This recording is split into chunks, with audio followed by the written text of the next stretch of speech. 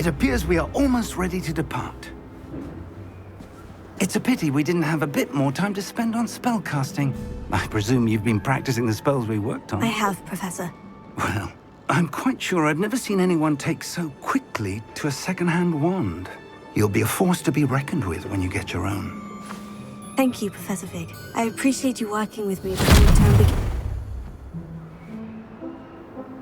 Oh, Eleazar! George! Glad my rather cryptic description of our location did not thwart your finding us. I've apparated to more vaguely defined destinations than this. Though I confess I may have miscalculated slightly on my first try. Gave quite the fright to some theatre-goers in the West End. It's been much too long. When I received your owl, I must say I... Best not speak here, Eleazar. Of course. Why don't we speak en route to Hogwarts? We have a start-of-term feast and a sorting ceremony to get to. Wonderful idea! As long as your young charge here doesn't mind me tagging along. Not at all, sir. After you. Ages since I'd been to the castle. Would be good to see the old pile of rocks.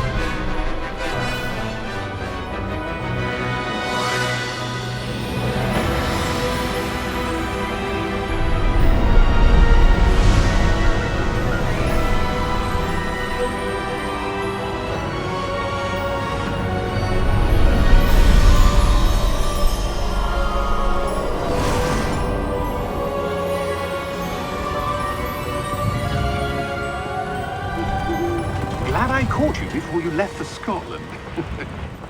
Just barely. And who is your traveling companion? A new student. New? Yes, sir. I'm starting school as a 5th year. How extraordinary. It is indeed. None of the faculty has ever heard of anyone being admitted to Hogwarts so late. Nor have I. Of course, as the other 5th years will have been honing their magical skills for 4 years now, the headmaster asked if I could get our new student up to speed a bit before the term begins. Well, you couldn't have asked for a better mentor. Professor Fig is not only an exceptional teacher, he's also a remarkably intuitive and gifted wizard. Mr. Osric is prone to flattery.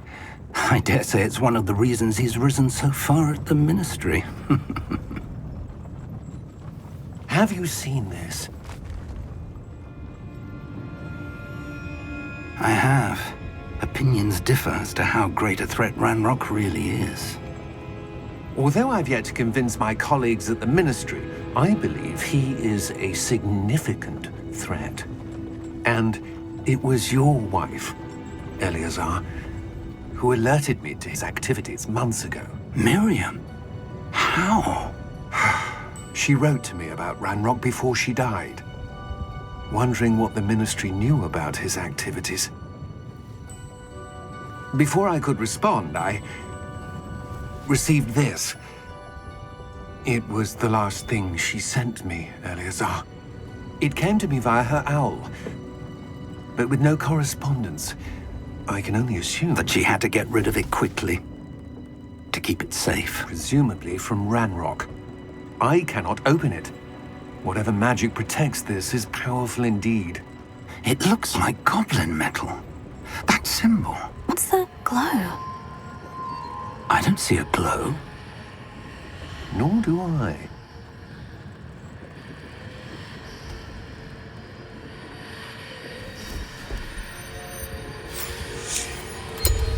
Merlin's beard.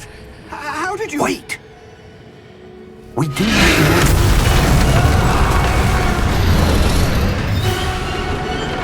Hang on!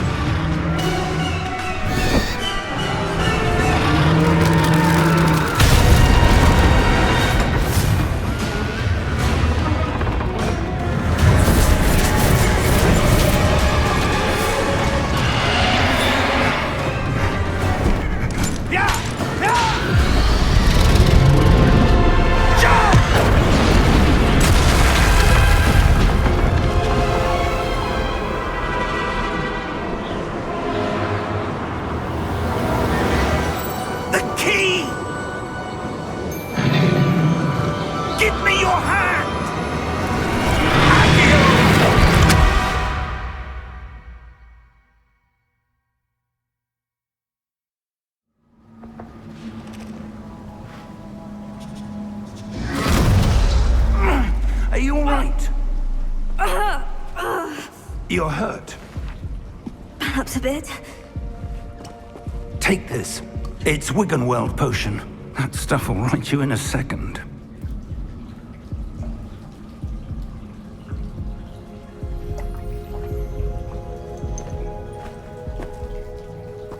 What happened? Poor George. I can't believe he... What the hell got into that damn thing? Attacking a carriage mid-air? A typical dragon would never... Professor? Sir, where are we? I'm not sure. But that key you discovered was clearly a port key. Port key? An item enchanted to bring whoever touches it to a specific place.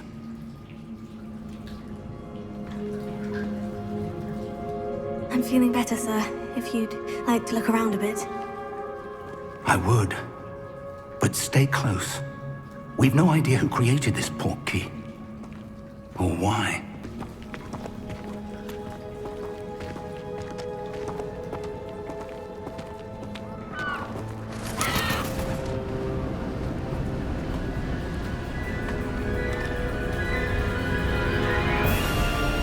How far did that port key take us? Farther from London than the carriage traveled. We're somewhere in the Scottish Highlands. Sir, those ruins. Do you The think... port key was meant to lead us there? I do. This has not been the day either of us expected. But Miriam sent that port key to George for a reason. And I believe that she, and now George, died in pursuit of whatever it was meant to lead to. If you're sure you're all right, and wouldn't mind indulging me, I'd like to have a look around. Absolutely, sir. Good. Let's see if we can find a path, however faded it may be. How odd. Why would someone have conjured that enchanted stone here? And how is there a room behind it? What room? I don't see anything. There's that glow again, like the glow on the port key container.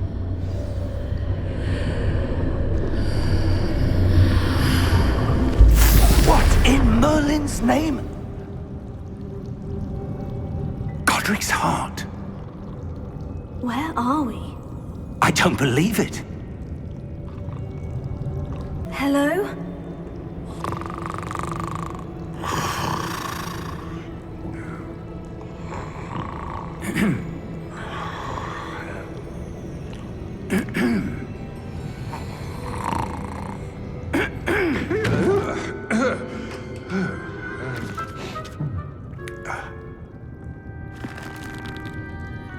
It can't be.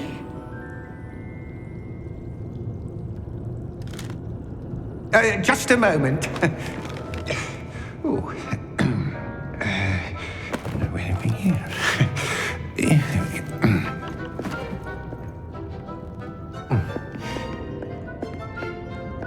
Welcome to Gringotts Wizarding Bank.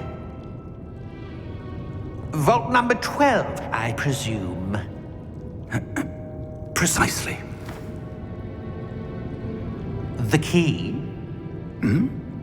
Your wife's port key. Oh, yes, of course. This way, then. Stay close.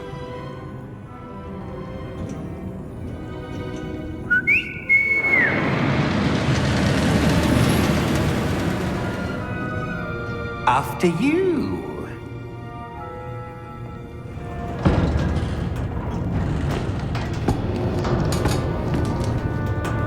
Keep your hands inside the cart if you don't wish to lose them. How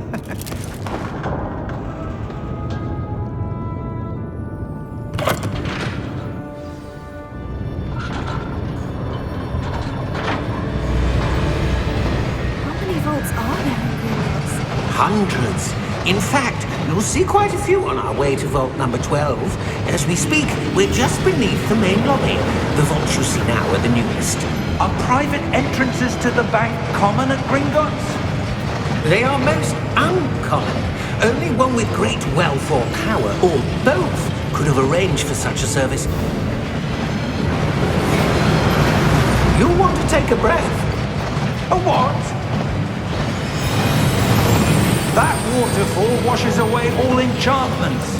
It's a security measure. Experienced the thief's downfall before, have you? Heard of it? These are the lower vaults that we're passing now. How deep are we going? Vault number 12 was commissioned shortly after Gringotts was founded over 4 centuries ago. It resides in the deepest part of the bank. Settle in. We've quite a distance to go.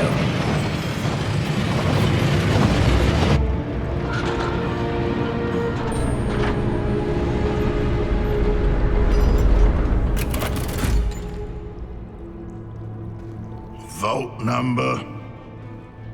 Vault 12. Momentous day. On your way.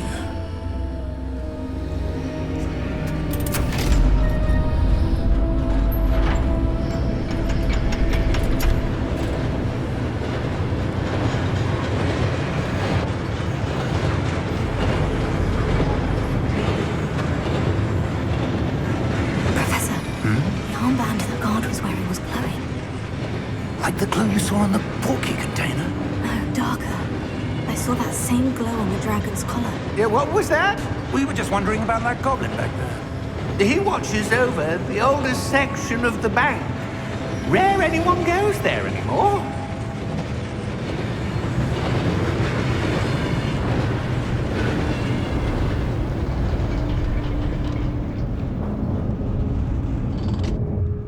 Here we are.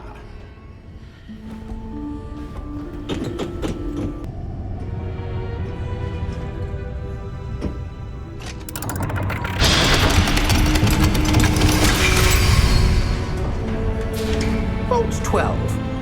Thank you for your help.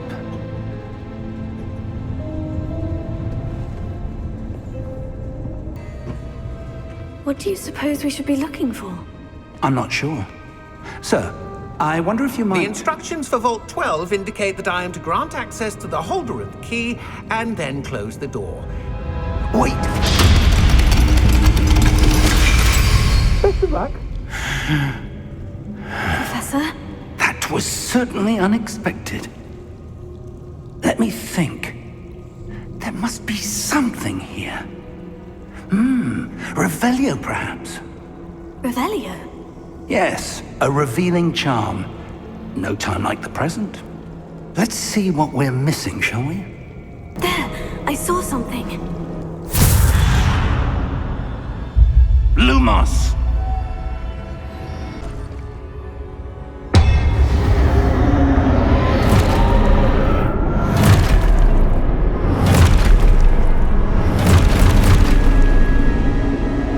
Look out! Potato! Accio! Descendo! Levioso! Deposo!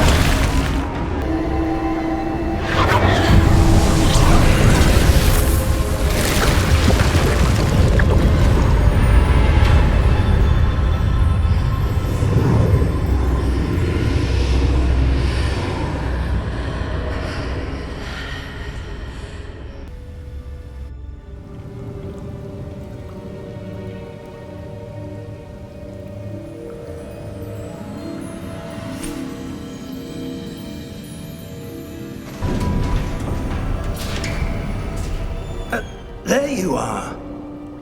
How did you... What is this place? I don't know. But I found this floating above that basin. That is no mere basin. That is a pensive for viewing memories. I wonder...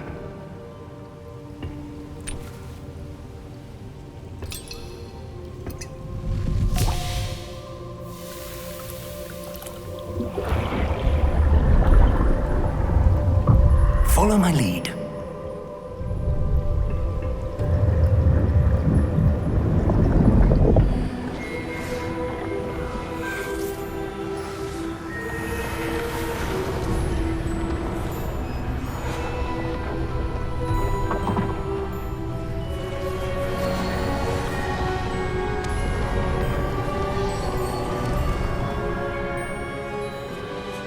All is in place. The portkey is well hidden. Perhaps too well. I wonder if the path we've created... May be impossible to follow. It will only be impossible for one who cannot see traces of ancient magic as I can. Your ability to see what others cannot will not be enough, Percival. We are entrusting the one who embarks on this path with powerful secrets, with knowledge others will do anything to obtain. Yes, and if we are correct, Charles, the witch or wizard who completes the trials will have proven themselves worthy of that knowledge, and the responsibility that accompanies it. We've done all that we can.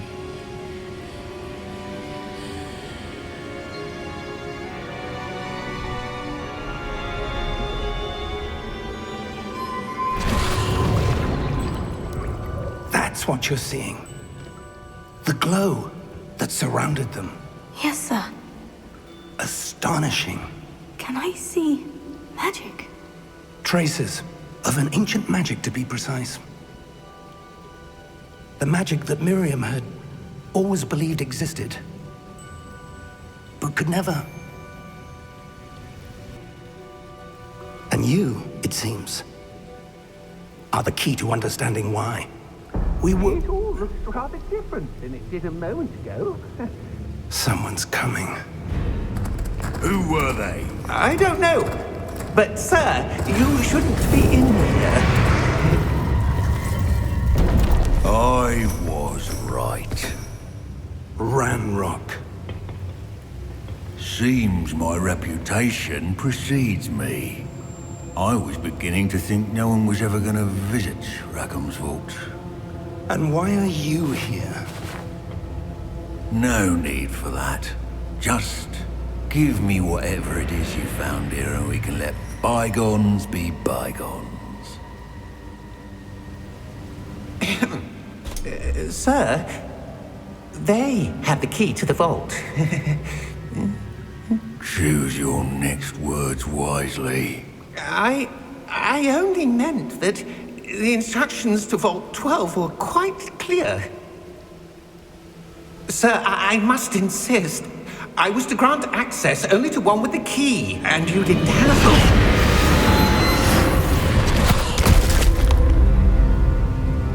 I have no patience for traitors. Now, where were we? I'm not giving you anything. Well, perhaps your young friend here will be more helpful.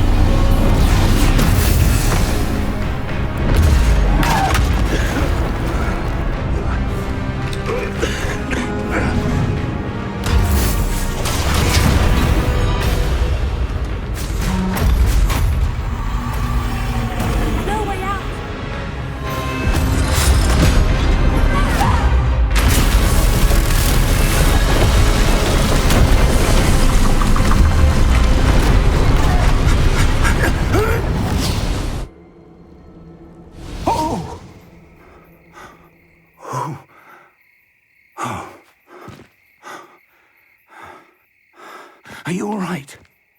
Fine, sir. I've never seen so powerful a goblin. He seemed wholly unaffected by my magic. Where are we? It can't be. It seems those who set up the pensive, the locket, and the path to both wanted someone with your ability to end up here. Come. We have a sorting ceremony to get to.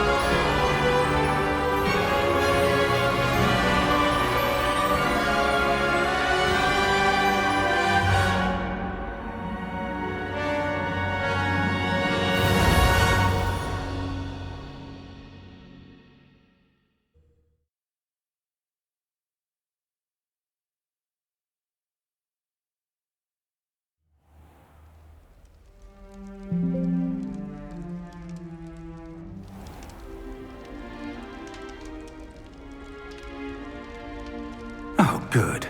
We haven't missed the sorting ceremony. I'm no expert, but that seems more appropriate.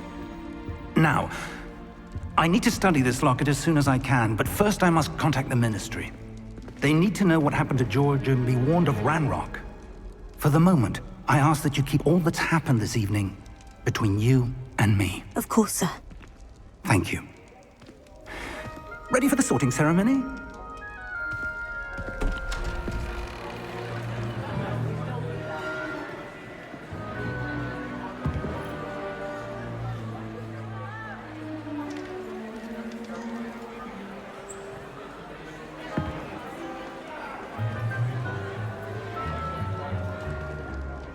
Phineas, Nigellus, Black.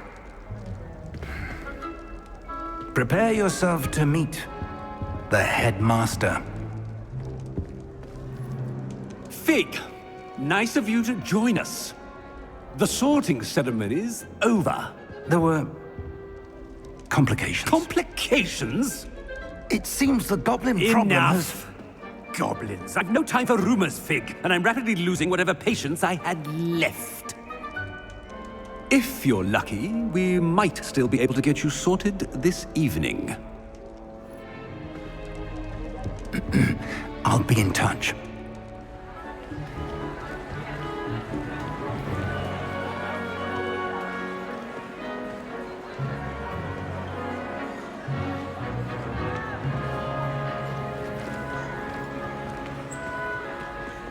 Professor Weasley, we've one more to be sorted. Welcome. You're just in time. Have a seat.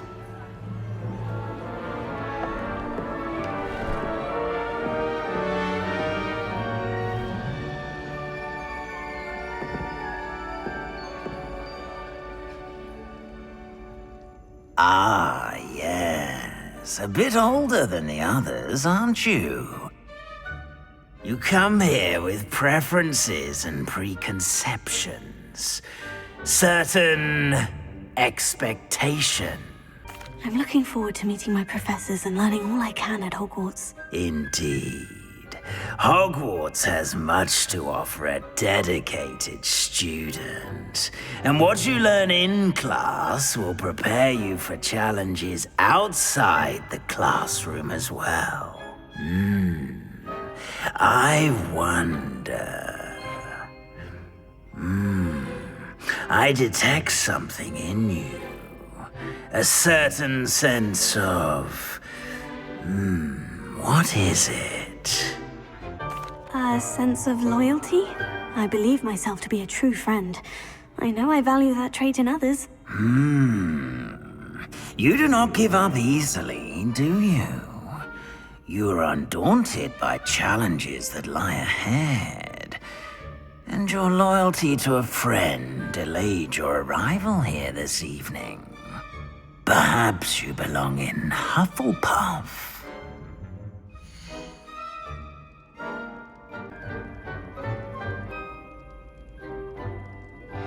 Better be Hufflepuff!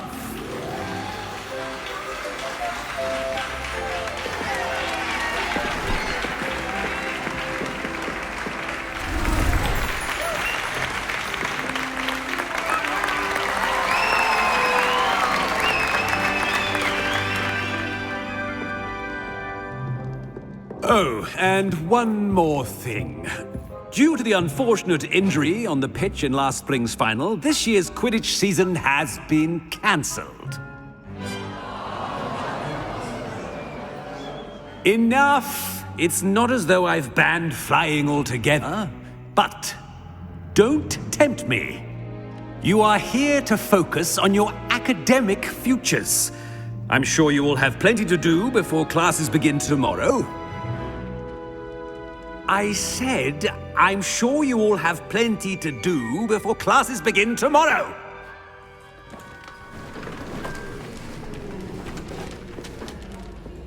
Quite an entrance. It's lovely to meet you. I'm... Professor Weasley, would you be so kind as to show our new student to their common room? I shall see to it, sir. As I was saying, I'm Professor Weasley. Pleased to meet you. Nice to meet you as well, Professor. As Deputy Headmistress, it is my distinct honor to show you to your common room. Right this way.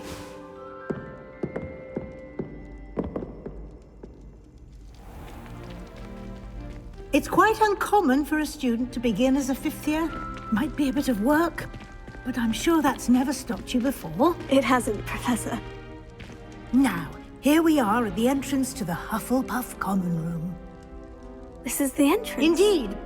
I will explain what to do, but I hesitate to do it myself as one errant knock leads to being doused in vinegar. Most unpleasant. You must tap the barrel, 2 from the bottom, middle of the second row, in the rhythm of Helga Hufflepuff.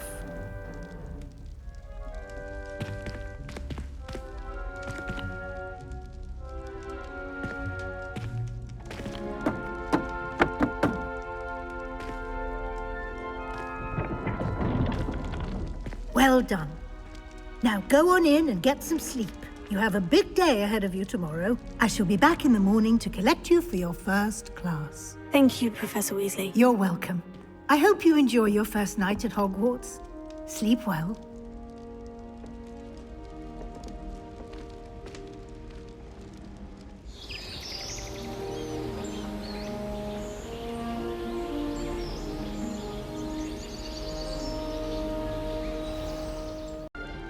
Oh, Uncle, this doesn't sound like you. Something's wrong.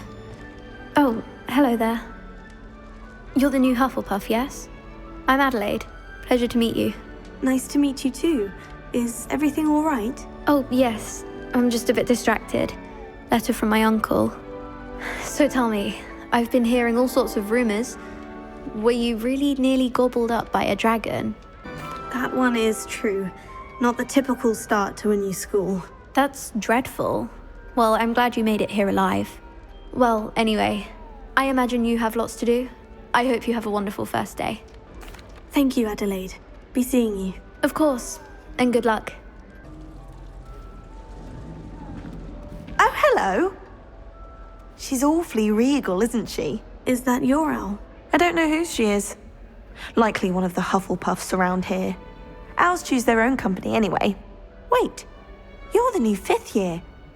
Quite the dramatic entrance you made. Can't imagine wanting to call attention to yourself, especially since everyone will be watching to see how much you already know.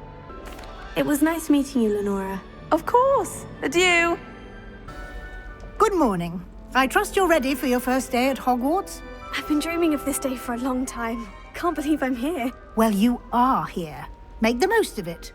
You only have one first day at Hogwarts. Now, in light of your unique situation, joining us as a 5th year, you'll need to catch up with your classmates and not fall behind. Especially as you'll be expected to complete your OWLs at the end of the year. OWLs? Owls? Yes, your ordinary wizarding level exams. They will determine what type of career you can have when you leave here. After much discussion with the headmaster and the Department of Magical Education at the Ministry, we've devised something extraordinary to ensure your success. Here you are.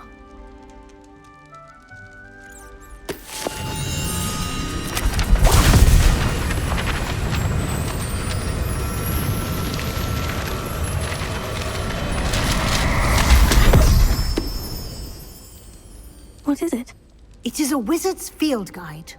It will help you to keep track of what you are learning so that you master all that's expected of a 5th year. You would be wise to take full advantage of this exceptionally valuable resource.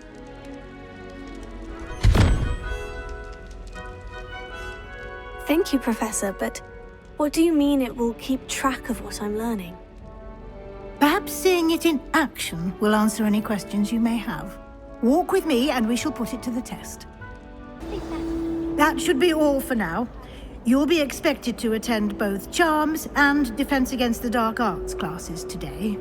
And I'd like to be sure you get to Hogsmeade as soon as possible to replace the supplies you lost on the way here. Thank you, Professor Weasley. A lot to absorb on your first day, and you have much to learn. Happily, your professors have agreed to create additional assignments for you outside of class. You'll be up to speed in no time. Judging by your adept use of Revelio earlier, I'd say Professor Fig succeeded in at least showing you the basics. He did, Professor. He's been terribly vague as to the events preceding your arrival, specifically about what happened after that awful dragon attack. My suspicion is that there's more to the story than a search for belongings and an extended trip up to the castle. I'm sorry, Professor, but I'm afraid that's all there is to it. Almost precisely what Professor Fig said. Speak of the devil, Professor Fig. Your ears must have been burning. Oh? Yes. You seem to have provided our new fifth year with a solid foundation in the basics of spellcasting. Ah, I'm afraid I can't take all the credit there, Professor. They've a rare aptitude for magic, it seems. Well, I'm just glad you both arrived in one piece. Perfectly good boats and carriages to Hogwarts, and you chose to fly in the path of a dragon. I wouldn't say I chose the dragon's path, Professor. Rather unfortunately, it would seem that it chose us. Very well. Enough chit-chat. I need to get to class myself. Might I rely on you, Professor Fig, to explain the details of the field guide's map? Of course. Thank you. Good luck today. And remember to use your field guide. It will be invaluable to you. And invaluable to me, as I'll be using it to keep up to date on your progress. Yes, Professor. Come and find me in my classroom after you've attended both classes today, and I'll explain more about those assignments I mentioned. And we'll see if we can't get you to Hogsmeade for those supplies. It's good to see you, Professor. And you. I was hoping our paths would cross today, before you immersed yourself in studies. Did I hear you masterfully evade Professor Weasley's interrogation regarding our late arrival? I did try to evade her questions, though I feel a little deceptive. That said, I'm fairly certain she suspects we're not being entirely forthcoming. Yes, well, Professor Weasley is a brilliant and astute witch. It was right to keep the details to yourself for now. We don't know where this path we've embarked upon will lead. It may require a bit more flexibility with your time than she would approve of. And she may feel obliged to share details with the headmaster that would be better left between us. Understood, Professor. Good. Now, as capable as you are, I believe the ability you possess obliges you to be well trained. Happily, you have the benefit of an exceptionally skilled team of witches and wizards to guide you. Speaking of guides, and so that I may avoid another not-so-subtle reproof from Professor Weasley, why don't I show you the clever enchantment we included in the field guide's map? Unfold it and have a look. The map is enchanted to help you find your way. This will be incredibly helpful. Thank you. Now, sounds like you've quite a day ahead, what with classes and a trip to Hogsmeade for supplies, including your own wand. You'll enjoy Mr. Ollivander. He's an exceptional craftsman and a good friend. I shall reach out when I have more information about our mysterious locket. For now, focus on your classes and pay attention. More than your owls may hinge on the magic you are able to master within these walls.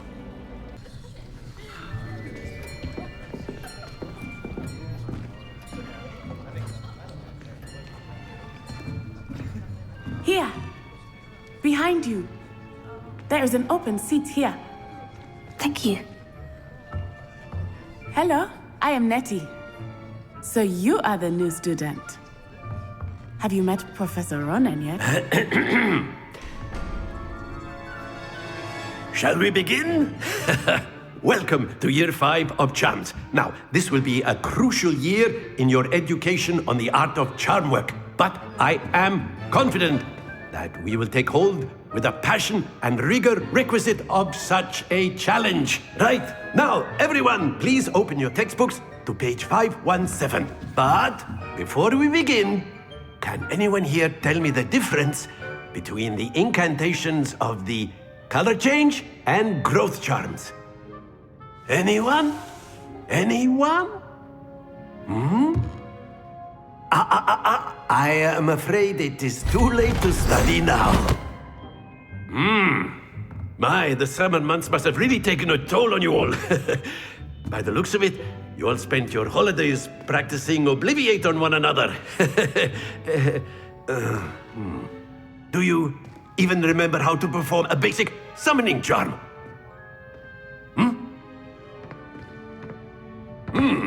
Well, it seems that we are in dire need of review. Everyone get into pairs and take positions on opposite sides of the classroom. Now let's put those textbooks to use as the blunt objects you so believe they are, and take turns summoning them out of one another's hands. Only one book will be needed per partnership, Miss Dale. Thank you. Get into place now.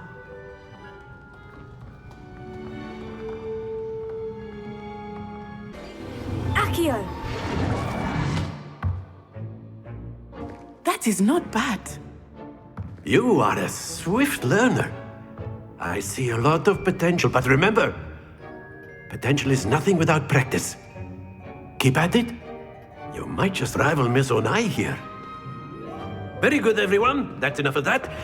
Well, as you all seem to have the basics down, and it is an exceptionally lovely day, I was thinking that we might have ourselves a little excursion outside for a spot of fresh air. After me!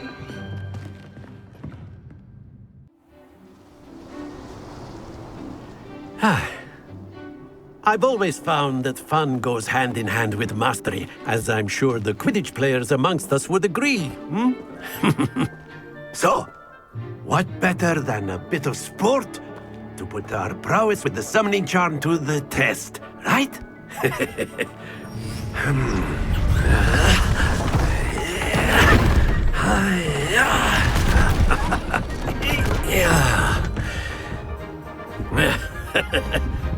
So why don't we have our newest student start us off?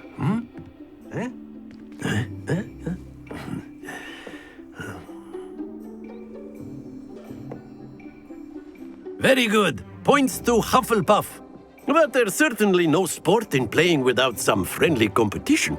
Miss Onai, would you care to give our new student a bit of a challenge? Come on up. Let us make this a bit more interesting, shall we?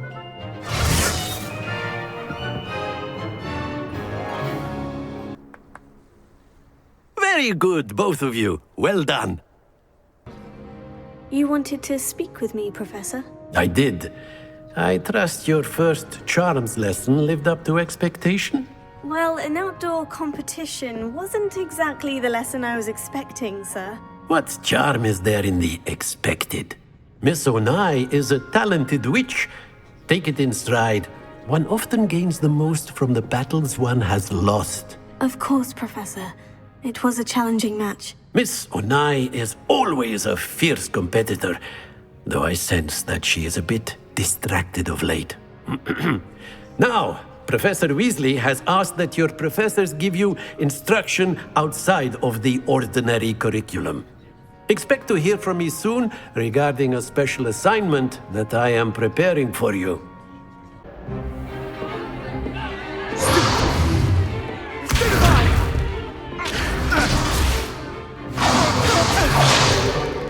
Is that all you've got? Levioso! Professor Hecat! Perhaps you'd be good enough to blast each other to pieces on your own time. I get new students every year, but I only have one Hebridean black skull. It was a token from the Great Poacher Raid of 1878. No doubt you've heard of it. Now, you may be asking yourself how an old woman like me single-handedly took out the largest poacher ring in eastern Wales and lived to boast about it. Knowledge.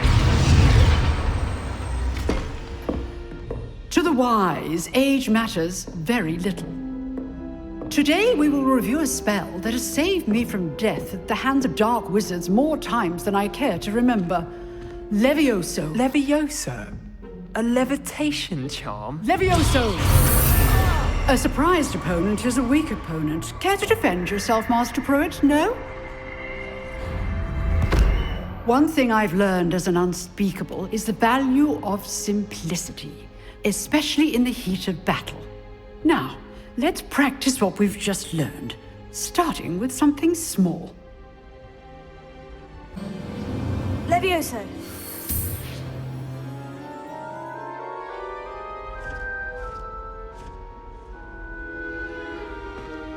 Now, let's try something a little larger.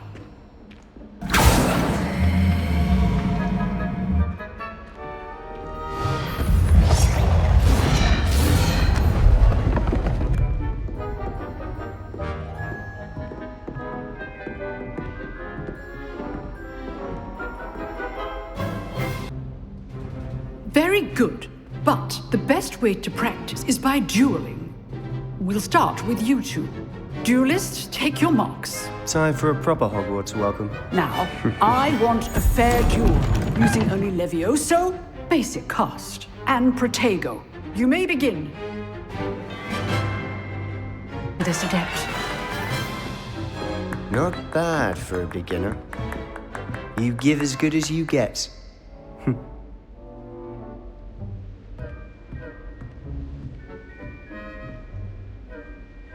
I put you on the spot, and you rose to the challenge. Points to Hufflepuff. Thank you, Professor Hecat. Glad to have the opportunity to practice. If what I've seen today is any indication, we can expect great things from you. I demand excellence from my students. They are capable of achieving it, and they must achieve it. A classroom duel is one thing, but battling dark wizards, or as ever more likely, goblins, is a different kettle of Grindylows entirely. Understood, Professor. So, I'd advise you to keep practicing whenever you can.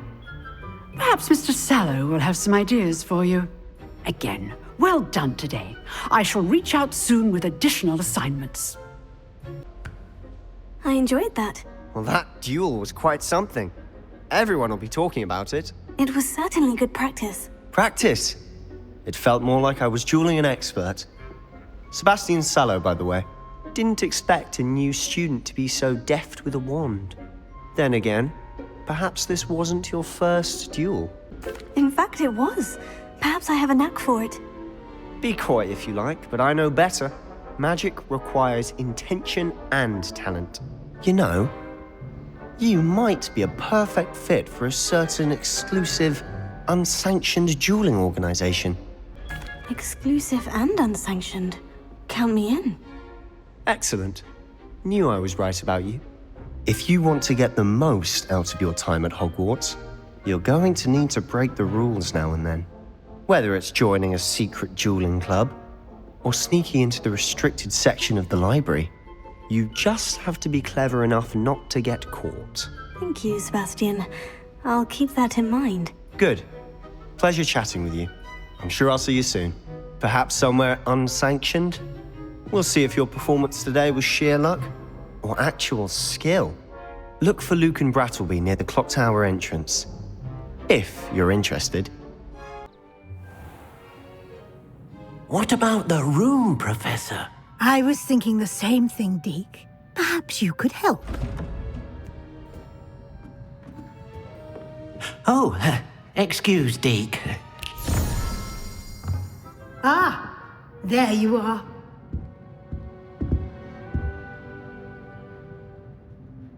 I trust your first classes went well? They did, Professor. I heard as much from Professors Hecat and Ronan. Seems Professor Fig taught you quite a bit before you arrived. I'd wager there's a good deal more to your travels here than what you've told me. Isn't there? Nothing more, Professor. I see. Like trying to get a sonnet from a streeler. Regardless, you must continue to build upon what you've learned. In that regard, I've asked your professors to help hasten your progress with some extra assignments. Professor Ronan did mention something about that. In fact, Professor Ronan will meet you outside momentarily to assign your first one. Now, regarding the trip to Hogsmeade I mentioned earlier, we've arranged to replace the supplies lost on your way here, including seeds, potion recipes, and spellcrafts. Thank you, Professor. And Mr. Ollivander will connect you with the perfect wand. You've managed your classes well with a borrowed wand, but you'll find the magic you cast with your own wand to be far superior. I'm eager to get to Hogsmeade. Very well. I'd like you to make your first visit to the village with a classmate. Help you get your bearings. Perhaps Sebastian Sallow or Natsai Onai. I've noticed you spending time with them. I'd like to go with Natty. Excellent choice. Miss Onai is one of our most talented students. And she knows the area. She'll keep you well clear of any of Victor Rookwood's undesirables en route. Rookwood? A rather unsavory local. Best to avoid him and his associates, including his right hand of sorts, Theophilus Harlow, if you can. Once you've finished Professor Ronan's assignment, your friend will meet you at the castle doors. No time to waste. The sooner you complete your work, the sooner you can enjoy a butterbeer at the Three Broomsticks. You have a new spell to teach me, Professor? Indeed I do, and an exceedingly useful one at that. The mending charm, Reparo. Fixes things right up, makes a broken object good as new in the blink of an eye. It seems as if that might come in handy. More frequently than one would imagine. As Professor Weasley mentioned, I am not the only one who will be teaching you spells outside of class in an effort to catch you up with your peers. A number of your professors have agreed to do so as well, but first, each shall ask that you complete a few preliminary tasks to hone your magic. I have arranged some for today. See them through and then report back to me. We will have you casting Reparo in no time. Why must I first complete tasks to learn Reparo? No lesson or lecture can compare to first-hand experience, and these tasks should provide you with just that. Such experience is invaluable when mastering any new bit of magic. I'll start on the task right away, Professor. Trust the preliminary... I completed the assignments, Professor. Marvelous. You clearly know your way around basic charms. Let us give the old mending charm a try then, shall we? Remember to be deliberate in your enunciation and movements. I want to see some vigor. Now, wand at the ready. Yes, sir. Sebastian told me to see you about a club. If Sebastian vouches for you, that's all I need to know. I coordinate duels for crossed wands. A dueling club of sorts. It's invitation only, so you must have really impressed Sebastian. I'm flattered to hear that. Sebastian's not a bad duelist either. Imagine it's quite something to see the two of you duel. How does crossed wands work exactly? You show up, I match you with other duelists, and whoever is still standing in the end wins. It's our way of determining the school's greatest duelist once and for all. And to liven things up, the winner is awarded a prize. Interested? Of course. Dueling's an entertaining pastime. I agree. Besides, in crossed ones, you could duel with a partner if you like. Your first time I'll pair you with Sebastian. Next time, you'll need to bring a partner along, or duel alone. So, care to step into the ring?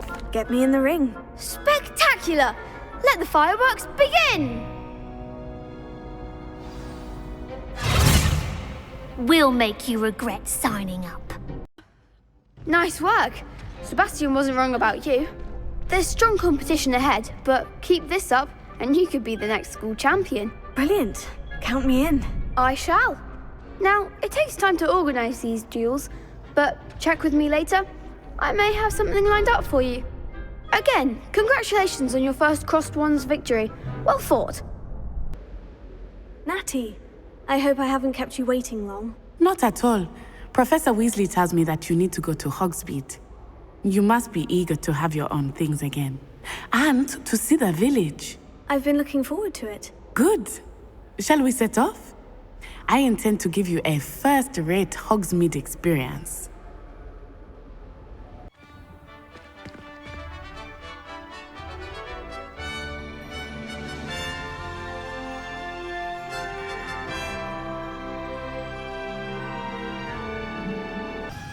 Professor Weasley said that you need to get potion recipes, spellcrafts, some seeds, and... a new wand. Of course! You will enjoy Mr. Ollivander, and I am keen to see what you will do with a wand of your own. You should be able to collect everything you need and still have time to explore a little as well. Experience Hogsmeade at your own pace. We can meet up in the town circle when you are finished. Pardon me, sir. I'm here for the spellcrafts Professor Weasley ordered. Matilda's student. I thought I might be seeing you soon. I am the proprietor here, Thomas Brown. I take it you've had a conjuring lesson then? I'm afraid I haven't yet, sir. Ah, but you will soon enough. It is magic at its purest, creating something out of nothing. Of course, it is not without complexity, but that is where my spellcrafts come in. Stay the course, and you could soon impress even Professor Weasley. That's certainly something to aspire to, Mr. Brown. I look forward to that day. And I, too, seeing it. Spellcrafts are incredibly useful for conjuring unique items like custom pieces of furniture or decoration. But I shall let Professor Weasley do the teaching. For now, let's get the spellcrafts you need. A potting table and a potion station, yes? I believe so, sir. Good. Nothing like being able to grow your own ingredients and brew what you want when you want. Let's have a look.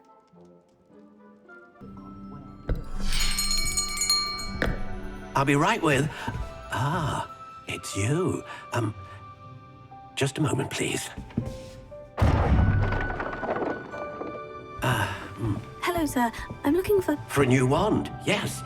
It's about time. Yes, about time. Well, you're our new fifth-year student, are you not?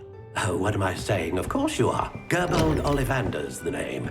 But of course, you'll have heard of the Ollivanders, I'm sure. Finest wand makers in the world. It's a pleasure to meet you, truly. Now, come with me. Let's find you the perfect wand, shall we? No, not you. Yes.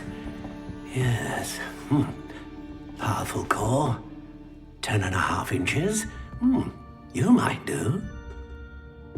Here, give this one a try. Well, go ahead, swish. How odd. Once more, come on, really swish it. Oh dear. Well, this isn't a good match at all, is it? We'll find you something, not to worry. No, not you. Perhaps... Yes. A rare wood, 13 3/4 inches, dragon heartstring. Let's give this one a try.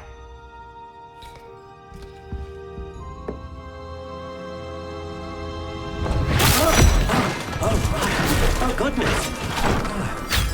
Looks like it's back to the shelf for you. This is proving to be trickier than I had anticipated. How perplexing. Where are you? Perhaps you? There you are.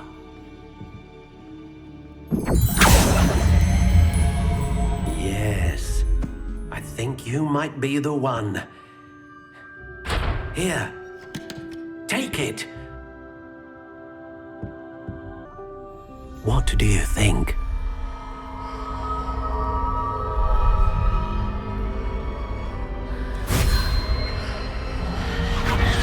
Extraordinary. Another wand, another beginning of a bright and magical future.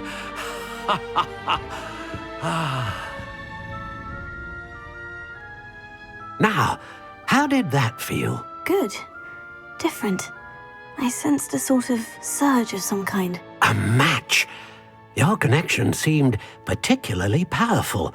The right wand will learn from you, just as you learn from it. I'm eager to try it out. Of course. And a phoenix feather core is terribly selective. This will be an excellent match indeed. And the bond between you and your wand should only grow stronger.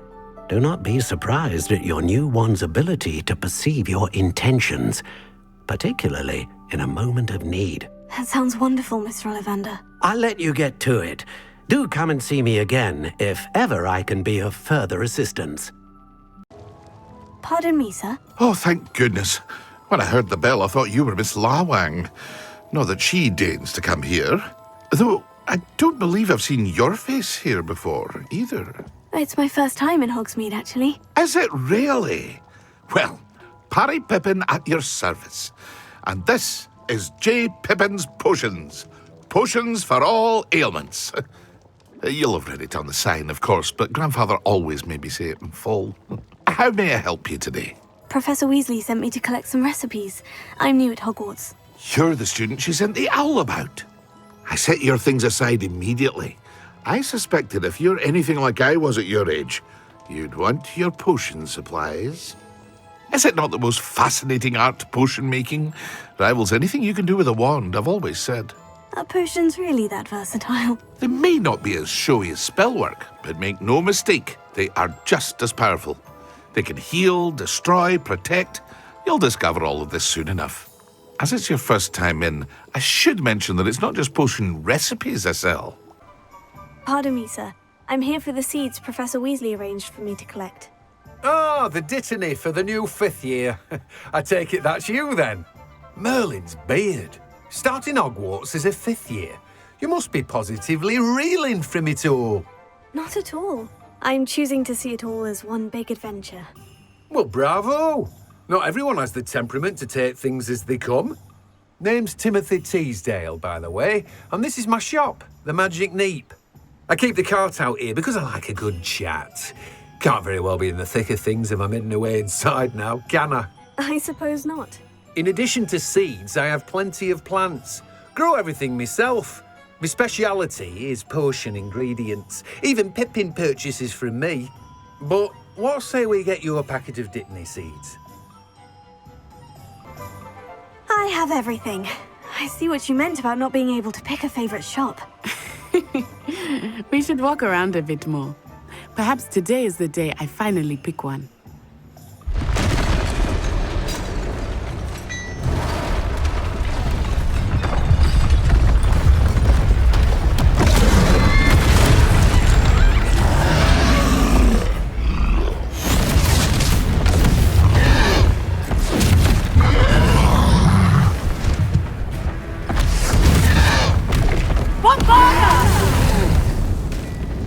Draw it away from the building! Away from the village!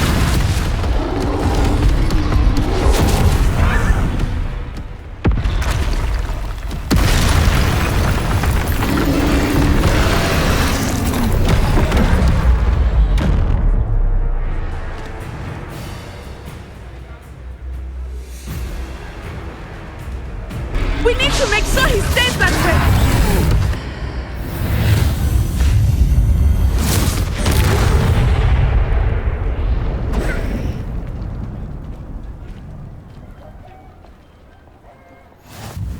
Goodness! A second troll! Did you two take on a fully grown troll? By yourselves? I suppose so. It's all a bit of a blur, to be honest. Merlin's beard. Are you all right? We are, and we were glad to help. I'd say help is a bit of an understatement. Nerve like that. The makings of an aura, if you ask me.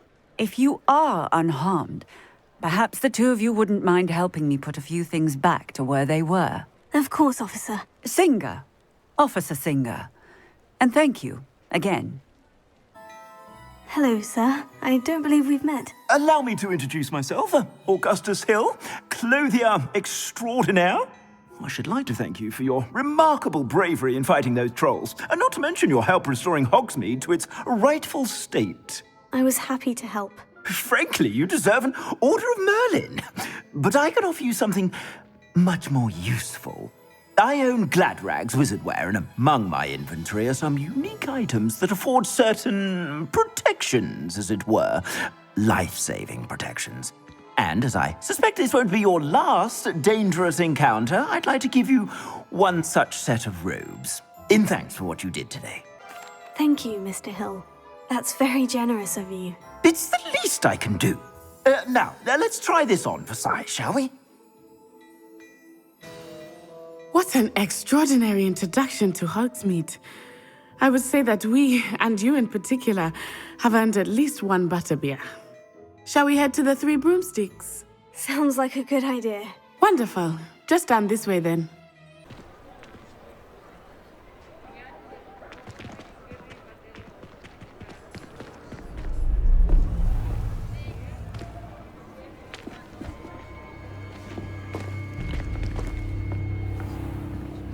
You said you could get to the child when they came to Hogsmeade. That all you needed was a distraction. I gave you a distraction. I just watched a student take down your distraction. Who's this child? What are you not telling me? All you need to know is that if you cannot get to the child, then you have no value to me. Let's go.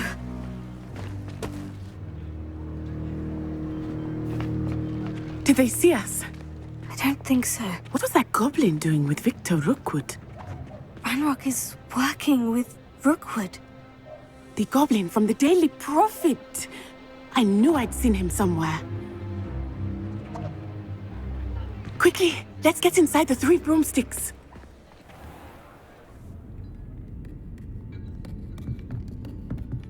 It's a treat to see you, Lodgok.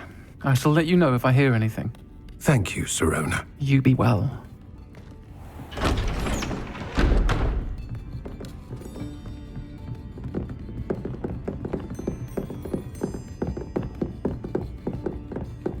Now, what can I... Oh, there's a face I haven't seen before. It's my first time here. Welcome. Butterbeer's on me. Heard about the attack. I shall be looking in on the other shopkeepers and residents shortly. Glad to see you two escaped injury. Thanks to this one, single-handedly took down a troll. Is that right? Well done. Thank you for this. My pleasure. I will say, trolls in Hogsmeade.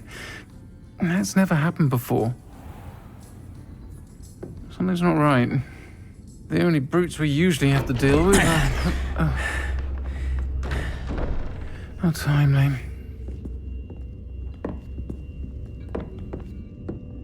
Was that Lodgok I saw leaving just now? Your clientele's not what it used to be, Sirona. Not to worry, Victor. Once the two of you leave, the caliber of my clientele will greatly improve. I wouldn't do that if I were you, Theophilus. Come now. No need for theatrics. I'm only here for this one anyway. My friend is enjoying a well-earned butterbeer. Only want a quick word. Perhaps you didn't hear me. I said, my friend is busy. One would think you all had enough bloodshed for one day. Come, Theophilus. The Three Broomsticks isn't what it used to be. Let's take our galleons elsewhere. Can't drink butterbeer forever.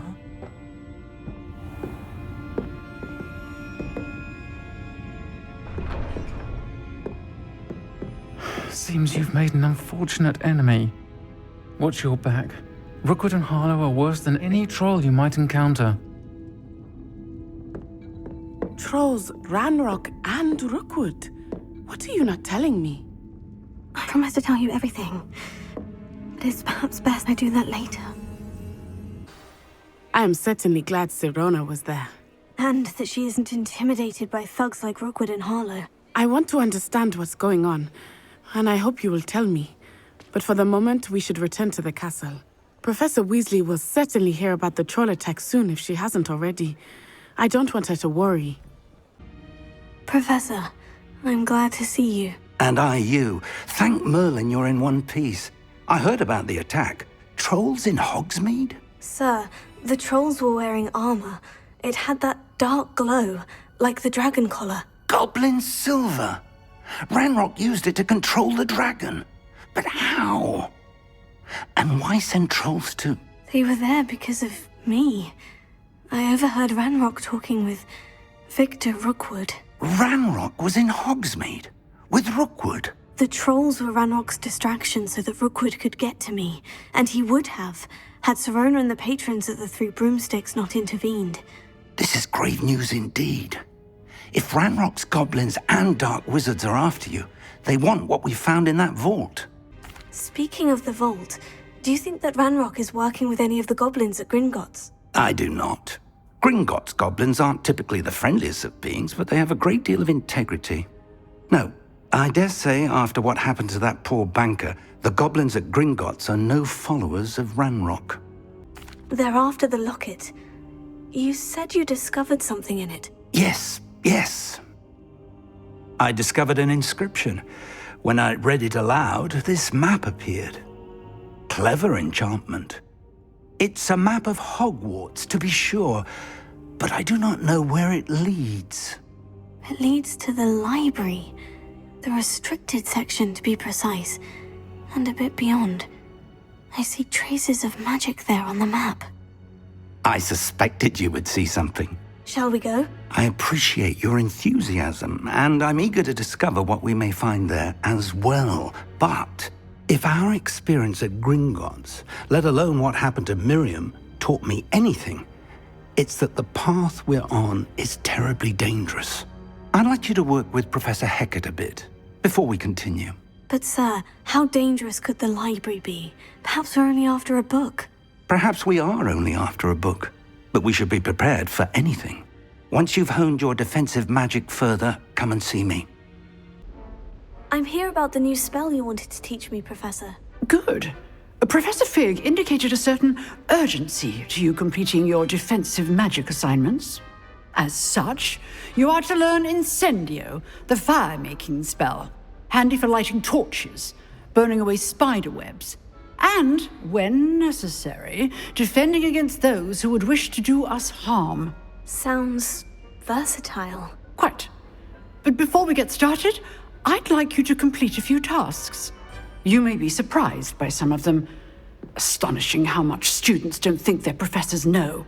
When you're finished, come and see me. Then we shall begin working on Incendio. I finished all of the tasks you gave me, Professor Hecat. Glad to hear it.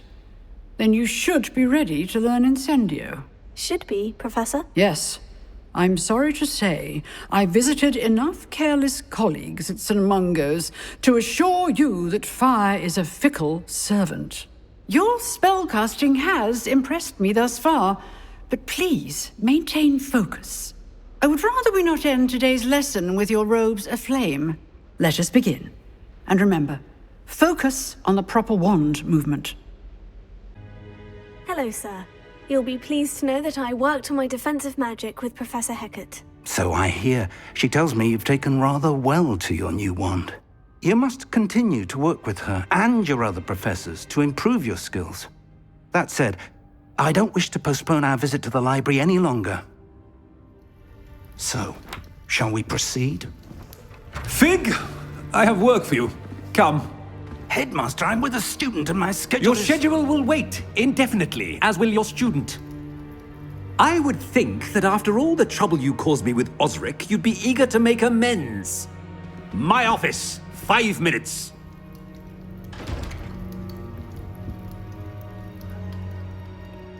That man is exasperating.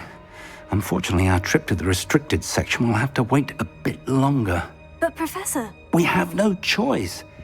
It would be unwise to provoke our illustrious headmaster further. I shall find you when I've completed whatever toils I must endure. Sebastian, there you are. I was hoping to see you. I was in the Three Broomsticks after the troll attack and saw what happened with Rookwood and Harlow. Not many students have Victor Rookwood's attention. What was that all about?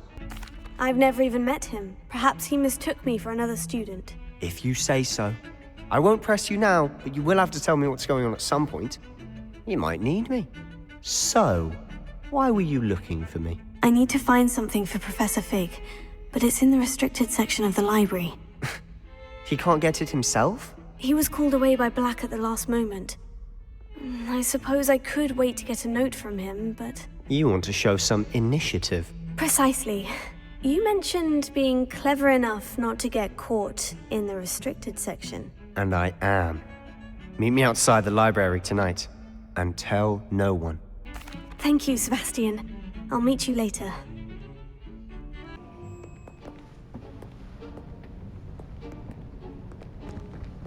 See there? That's the door we need to reach. And those annoying prefects would love nothing more than to rat on us to Scribner, so don't let them see us. Understood? I can be sneaky. Let's go. Hold on now. There's a spell you should know. The Disillusionment Charm. Good for getting places you're not supposed to be. Cast it and you'll appear as little more than a trick of the light, just as long as you keep your distance and stay quiet. You mean I'll actually be able to turn invisible? Something like that. It's not as foolproof as a cloak, but those are expensive. And spells are free. Give it a try.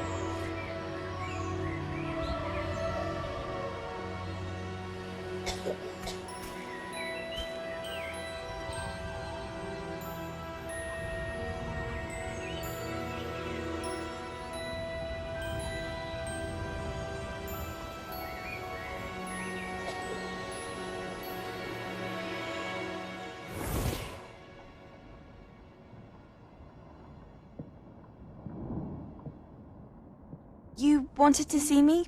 Headmistress Fitzgerald, Professor Rackham. Miss Isadora Morganach, welcome. Professor Rookwood, Professor Bakar. We understand that you are adjusting well to life at Hogwarts. I am. I am glad. Especially in light of your unusual situation, starting as a 5th year. As it happens, I was also admitted to Hogwarts as a 5th year. I've never heard of another like us. Miss Morganach, when we spoke yesterday after class, you asked about the beautiful swirls you saw years ago when we visited your hamlet. I recognized you all immediately. I cannot thank you enough for what you did. We were glad to help. And yes, I did see swirls of magic everywhere that day. My father insists it was my imagination running wild, but it was certainly real to me. It was not your imagination. Percival, Professor Rackham can see them too. But we've never known of another who could. I don't understand. What are they? The whispers or traces that appear when a particular form of ancient magic is wielded. Ancient magic?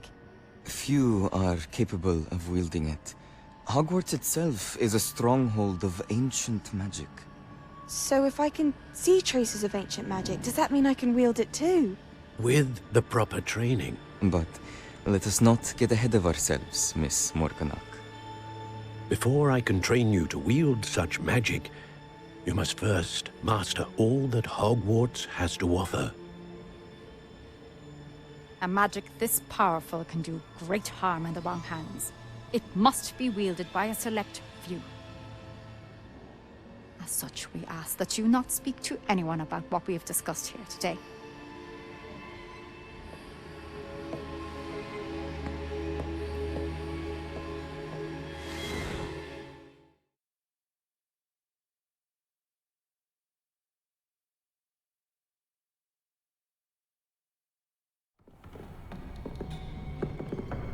Sebastian.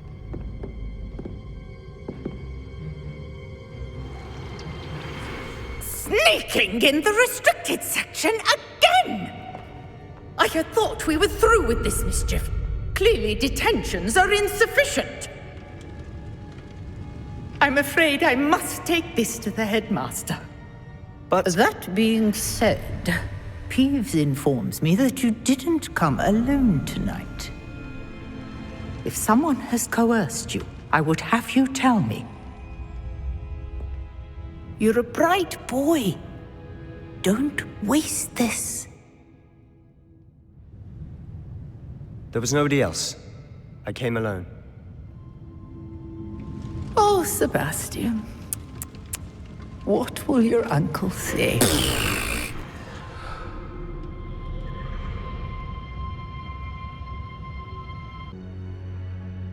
What? That's... Wait. You accessed the restricted section?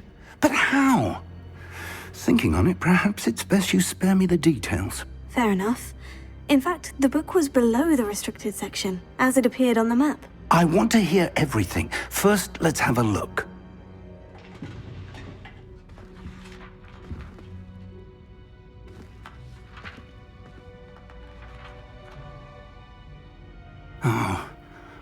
Oh dear. Some of these pages seem to be missing. It appears someone has got to the book before us.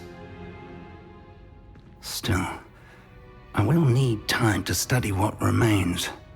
Perhaps we can still salvage something useful, though it may take some time. I wonder why it was here, below Hogwarts. I think I know, sir. I saw 2 more memories where I found the book. Another pensive. Godric's heart. The man we saw before, Percival Rackham, was a professor here. The first memory showed him and 3 other professors using ancient magic to restore a hamlet from a drought. Miriam was right. And the second memory? In the second, they were talking to a student who started as a 5th year, like I did. She could see traces of magic too. Why those memories? Perhaps this book will explain. I'll have to take it with me to London.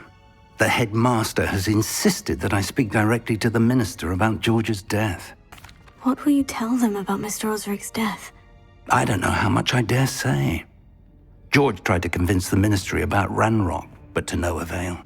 My instinct is to follow the path we are on for the moment and keep the details to ourselves until we know more. I understand. I'll see what I can learn about the missing pages while you're gone. Good. Don't neglect your studies. Your wand work is improving by the day. But you'll want to pay attention in herbology and potions.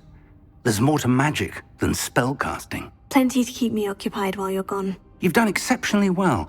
I look forward to seeing all that you've accomplished when I return.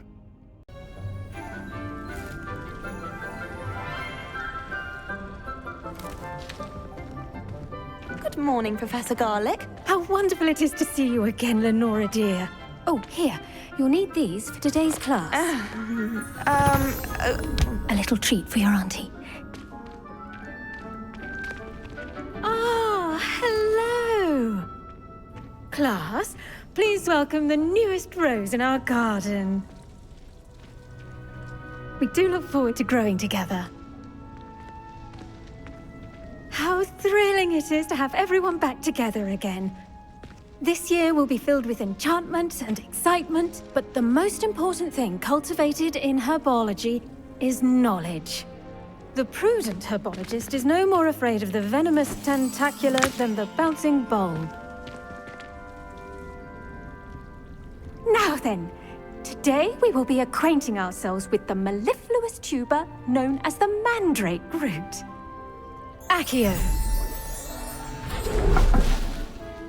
Let's see if we can't make our fibrous friends a bit more comfortable, shall we? First, let's protect our ears.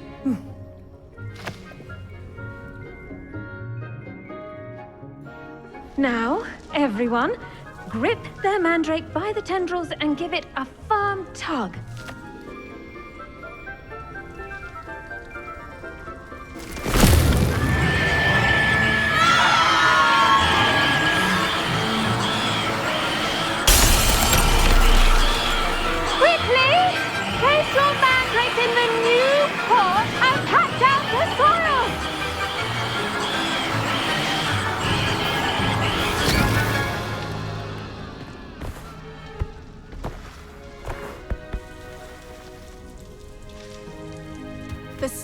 should envelop the root like a warm, dirty blanket, putting the mandrake right at ease. Reparo! I'm very sorry about that. Yours was a bit mature, I'm afraid. All right then, off you go. Splendid work, everyone. Yes, Professor? Firstly, well done with your mandrake. They can be rather difficult to get a grasp of. Actually, I enjoyed it. I couldn't help but catch your enthusiasm. How kind of you. It seems you're already taking to herbology like a mandrake to fresh soil. Now, as I mentioned, next we'll be planting dittany. Let us find you some seeds. I already have some, Professor. Picked them up in Hogsmeade. You visited the Magic Neep. Wonderful! A prepared student is bound to bloom. I've arranged for you to have your own potting table here in the classroom. Wasn't easy to spare one on such late notice. Plant the seeds there now, and you can return to harvest them later. Even with soil, sunlight, and a bit of magic, they will take time to grow.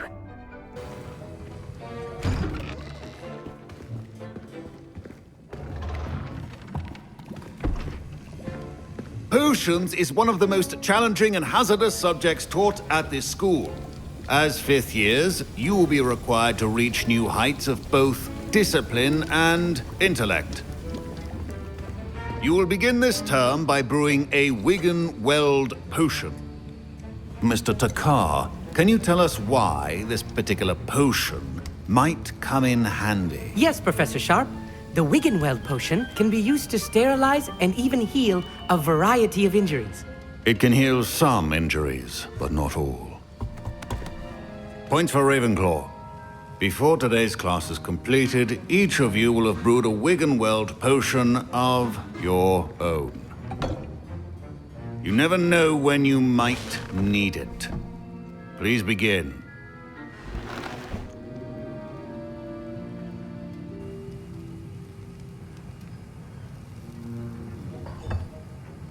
Use a strong, even motion when crushing your ingredients.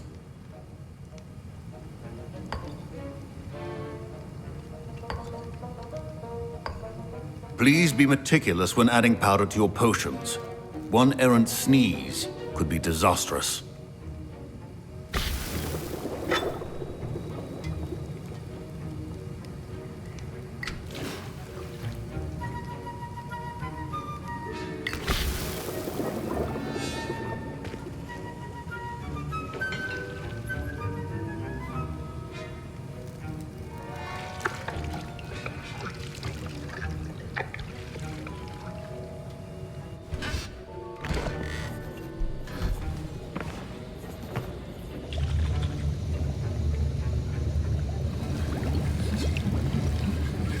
I see most of you have not forgotten how to stir.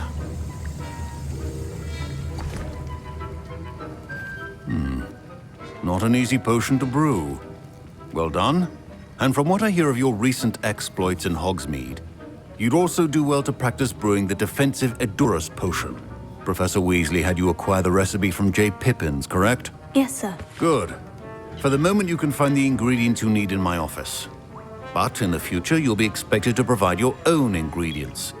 Some can be harvested from the plants you grow in your herbology class, and rarer ones can be purchased.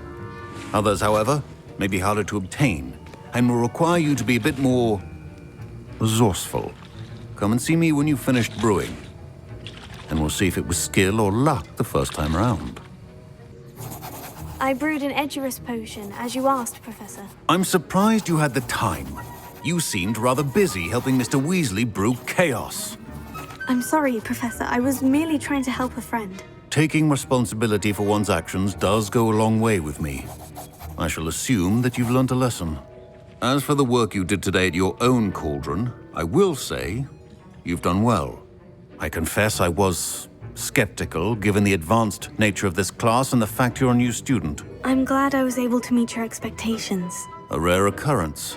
And you do well to remember that you're not a potions master quite yet.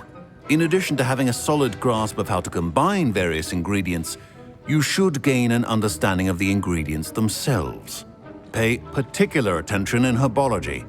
The plants you nurture there are often essential to the potions you brew here. Now, I recommend that you find a safe location in which to practice brewing. You cannot leave a hot cauldron simply anywhere. That'll be all. You wanted to see me, sir? Indeed. Allow me to introduce myself. So few students know who I am these days. Eldridge Diggory, former Minister for Magic and founder of the Aura Recruitment Program, at your service.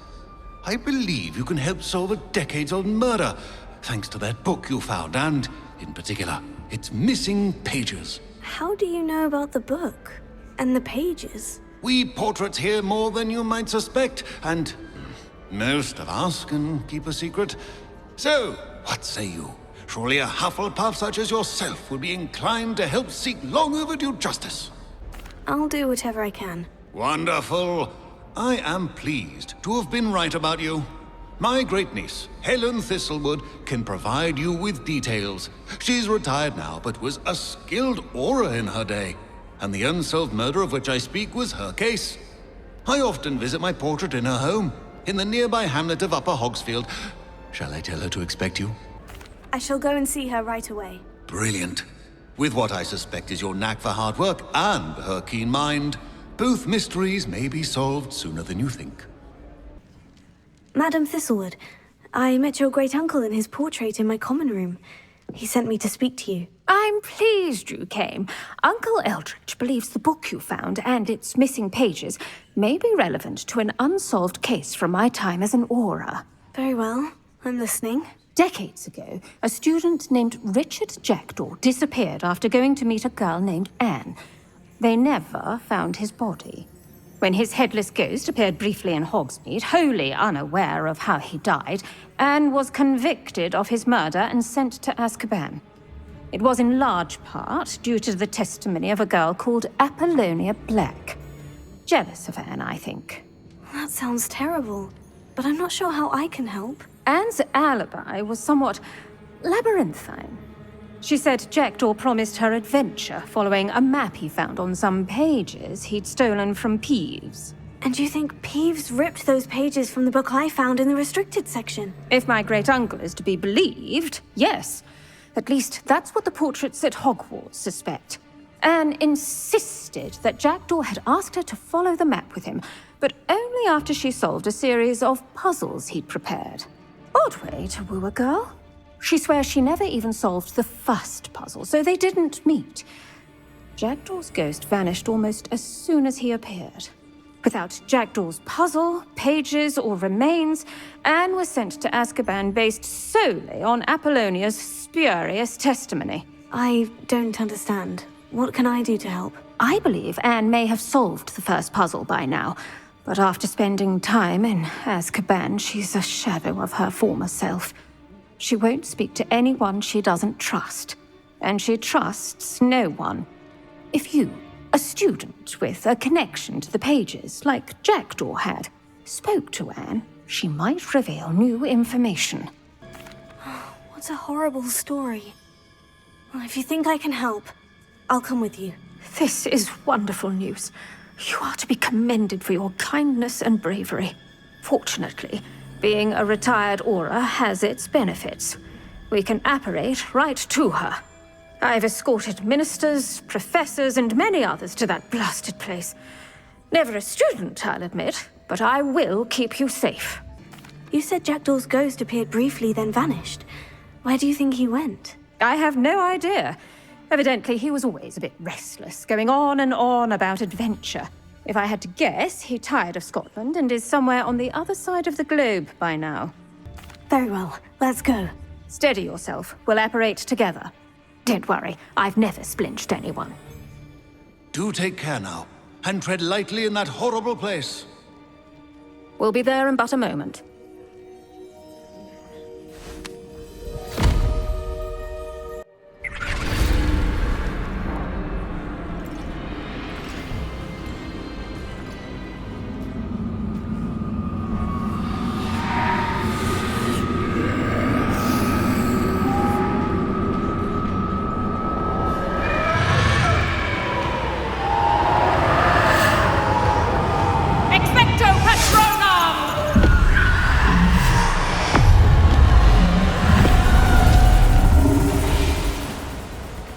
That ought to keep them at bay for now. Though, be aware, you may feel a wave of despair. It will pass. Thank you for the warning. This really is a dismal place, but we'll be out of here soon enough. Now follow me. Who's there? Who speaks to me? Is that death finally come for me? I'm a student from Hogwarts. I found the book that you said would exonerate you. Ah, the book, the book. No one would look. None of the mages found the pages. Methinks the feckless knave meandered to his cave. My fate was surely sealed in Upper Hoggyfield. Are you saying that the missing pages are in a cave near Upper Hogsfield? Field, ruins house, a vault concealed. A vault in some ruins near Upper Hogsfield.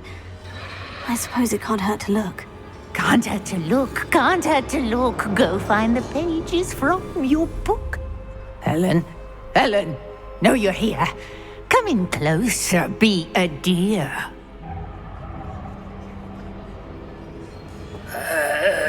What is it, Anne?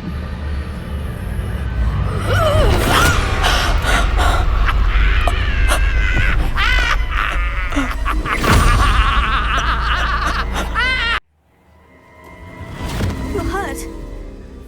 Go. The cave. You're safe now. You have what you need.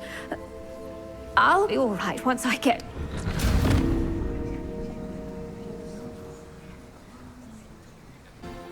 Could it be?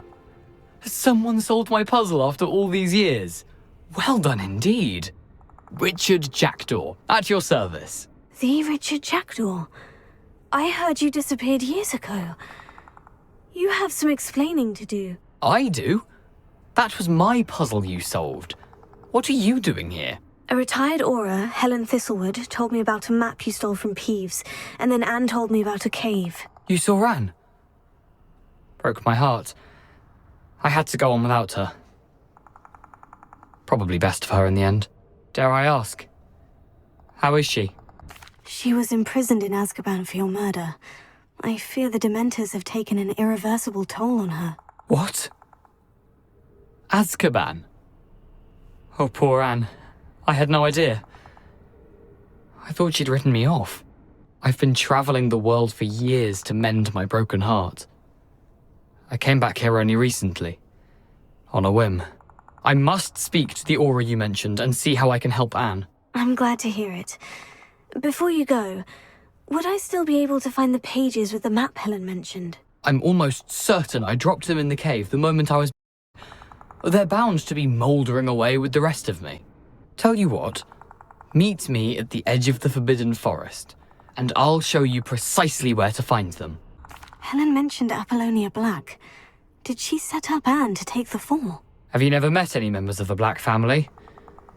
They can be rather vindictive. Once Anne showed an interest in me, Apollonia couldn't let it alone. That her own heart had grown cold simply didn't matter. How is it possible to steal from Peeves? A poltergeist? I didn't steal the pages from his ghostly form.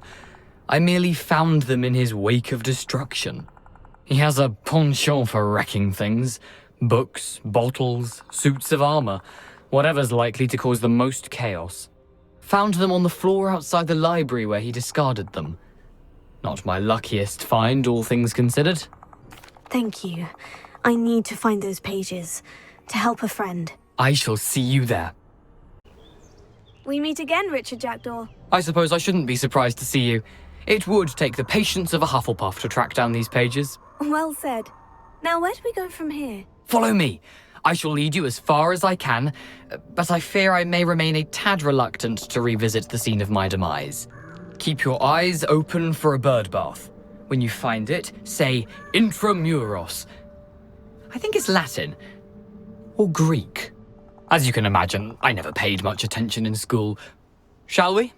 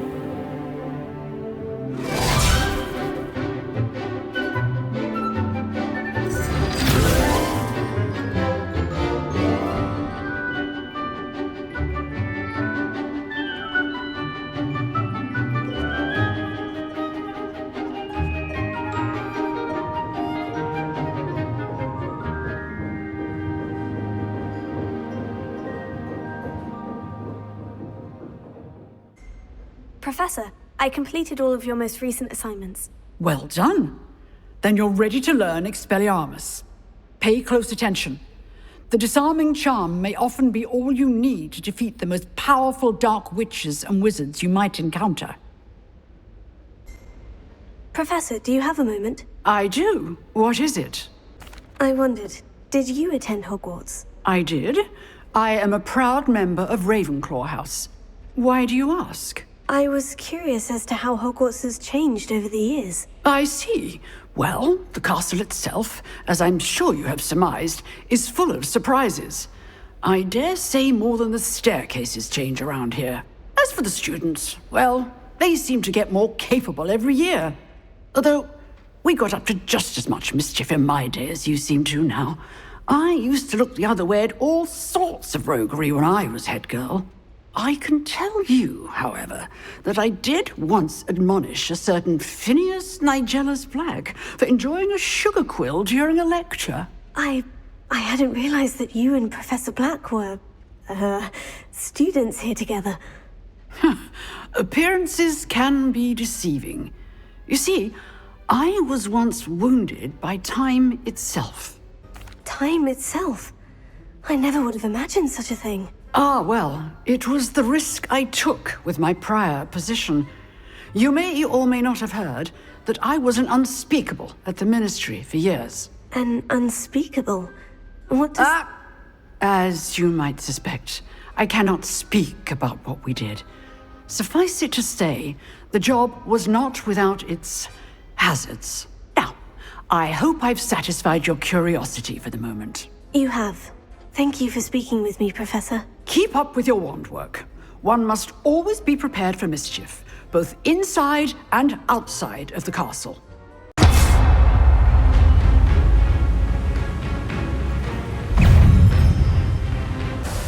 room's starting to flood.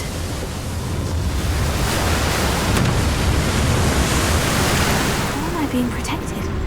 What sort of magic is this?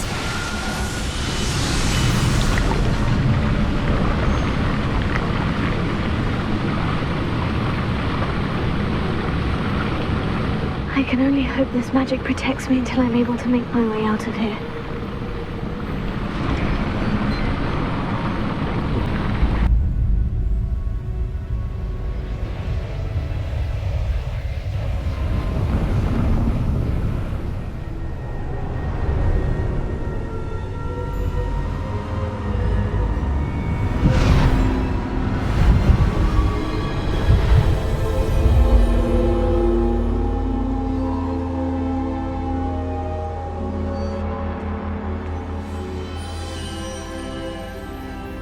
Can it be? It's you. Has someone finally found our map chamber? I recognize you from the Pensives. You're Professor Rackham. I am indeed. I must confess that I am surprised to see someone so young standing before me. I'm the same age that you and Isadora Morganach were when you started at Hogwarts. You've paid attention, and might I presume you share our ability? To see traces of ancient magic. Yes, sir, I do. As you have likely realized by now, our ability gives us a unique relationship with all forms of magic. We can access expressions of magic that few others can. Opportunities will arise that allow you to sharpen this rare talent. Do not squander them. I won't, Professor. Thank you. We have much to discuss. But first, a map found in a certain book led you here. Place the book on the pedestal. I don't have the book with me, sir. That is unfortunate. I'm afraid we must pause our conversation until you return with the book. I'm a bit confused, sir. Why is this room called the map chamber? I assure you that all will be clear once the book has been placed on the pedestal. The statues and carvings in the house on the cliffside, those are of you. Are you a seer? I am. Did you know that I would be here? I cannot say more at present, except to say that your presence here does not entirely surprise me. Very well. I'll retrieve the book right away. Good. We shall speak again once the book is in place.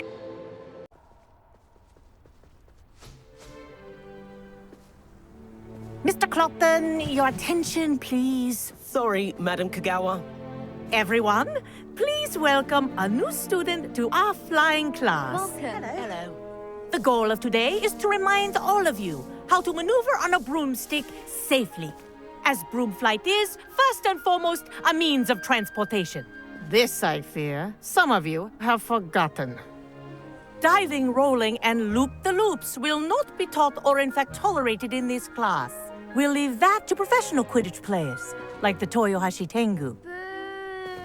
Not a fan, I take it? Now, let's see how well everyone kept up with their practice over the summer holidays. For those who need a refresher, step up to your broom, say up firmly and clearly, then kick your leg over and rest your weight on the seat. Up! Thank you. Now, your turn. Up! Up! Up, you stupid ratty school broom! Up!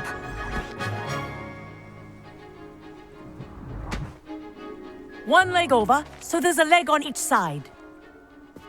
None of that side saddle nonsense. A gust of wind will throw you right off.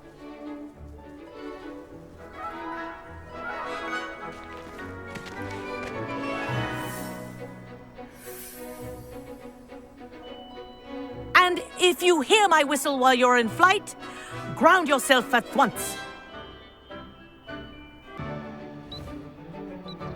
Well done. Now that you're acclimatized to your broom, let's see how well you manage with a more advanced exercise, shall we?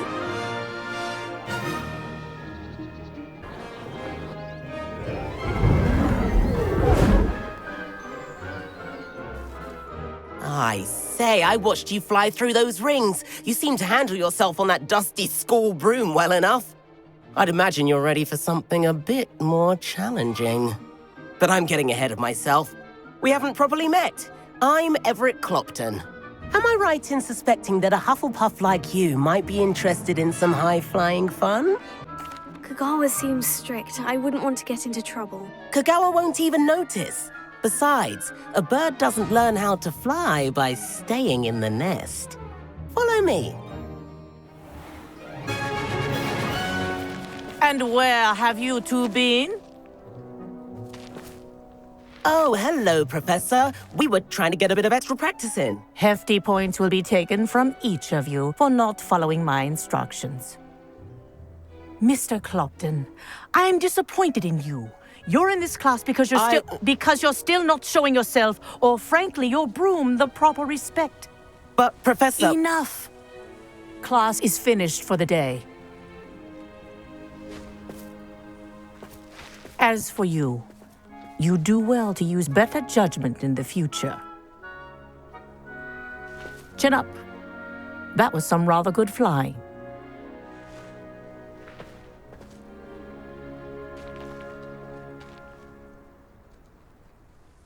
Sorry about that business with Kagawa, but you have to admit, those views were worth it.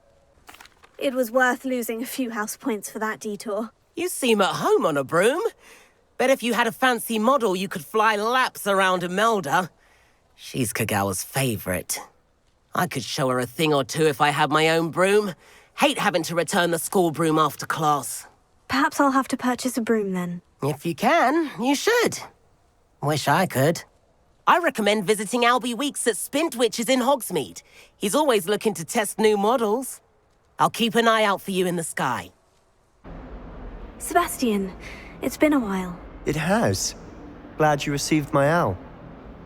I have something to show you. First, let me thank you for what you did in the library. Of course. Scribner tried to give me detention, but I have ways out of these things. Well, you took the fall for me, and that counts for something. Did you find what you were looking for? I did, but something was missing. I'm not sure here is the best place to discuss it. Understood. We can talk more in a moment, in the Undercroft. Not even the professors know about this place. How did you find this place? My friend, Ominous Gaunt, he named it the Undercroft. He never confides in anyone, but he's trusted me since the day we met. I wouldn't want to jeopardize that. I think I've seen Ominous in potions, or was it herbology? I've noticed that he uses his wand to navigate the castle. He does. No idea how, though.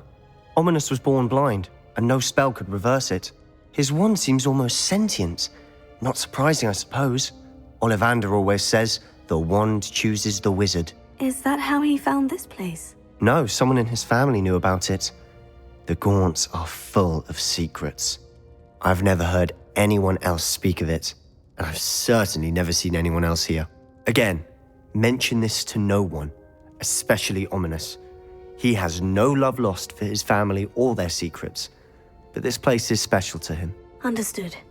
But why does Ominous have no love lost for his family? His father's family are direct descendants of Salazar Slytherin, one of the 4 founders of Hogwarts. Obsessed with blood status, most of them. Ominous cannot abide them, as he'll be the first to tell you. Anyway, the Undercroft has been a perfect place to sneak off to, away from prying eyes, and even practice otherwise forbidden spells. Really? Like what? Like the blasting curse. Professors say it's not an appropriate spell to teach students.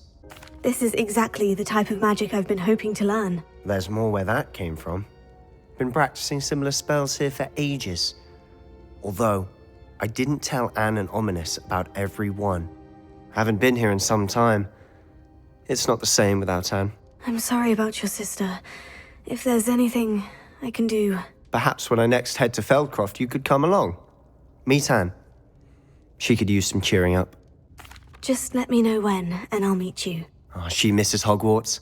She's been stuck at home with our guardian, Uncle Solomon. Unfortunately, you'll have to meet him too. Well, meeting a new student will be precisely what she needs. I shall look forward to it. Cheers. By the way, what was it you couldn't discuss out in the hall earlier? I'm not sure where to start. You said something was missing from what you found in the library. Might it have something to do with Victor Rookwood? He didn't mistake you for someone else at all in Hogsmeade, did he? Nothing gets past you. I'll tell you what I can. Rookwood and Ranrock are trying to recover something they think I took from a vault in Gringotts. Gringotts? When were you there? Professor Fig and I wound up there after the dragon attack. There was this portkey. A portkey? To Gringotts? Well, it's all a bit convoluted. I'm listening. You must promise to keep this between us. I trusted you with knowledge of the secret Undercroft. You can trust me. All right. I can see traces of ancient magic. Ancient magic? I don't know what I was expecting you to say, but it wasn't that. What does that even mean? Honestly, I'm not entirely certain. All I know is that I can see whispers of an old magic that hardly anyone else can. Fig and I think that Ranrock has somehow found a way to harness that magic's power. Are you telling me that goblins may be wielding some sort of wizard magic? That's what we're trying to find out. And this ability of yours, does it allow you to wield this magic too? I don't know. Well, when you do know, tell me. I've been studying archaic forms of magic for ages. Perhaps we can help each other. In the meantime, with both Rookwood and Ranrock after you, I suspect a bit more time practicing the blasting curse is in order. Spend as much time here as you'd like. And remember, keep this place between us.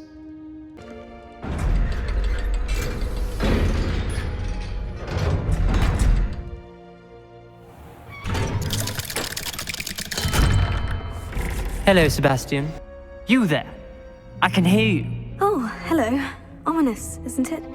I believe we have potions together. And herbology? I recognize that voice. Heard you talking to Gareth Weasley in potions class. You're the new 5th year. Did you just come from the Undercroft? How did you get in there? That room's called the Undercroft. Ah, well, I was exploring and suddenly found myself in a strange passageway. Don't lie to me. No one stumbles upon that room. Sebastian told you, didn't he? You breathe a word about this place to anyone, and not even your precious Professor Fig will be able to help you. My father is friends with the headmaster.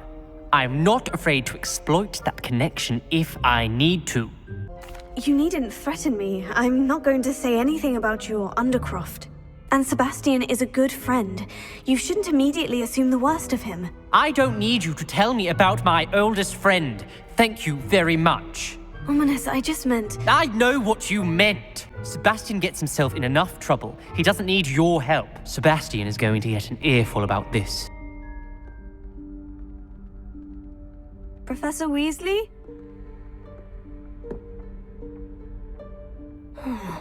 Somewhere away from prying eyes.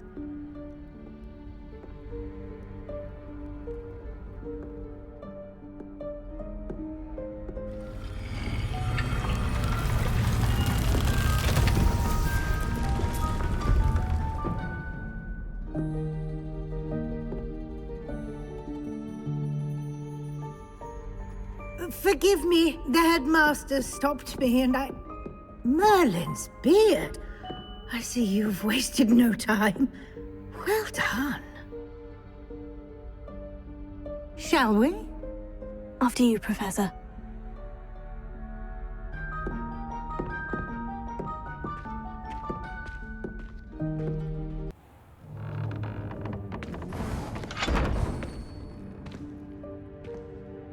What is this place?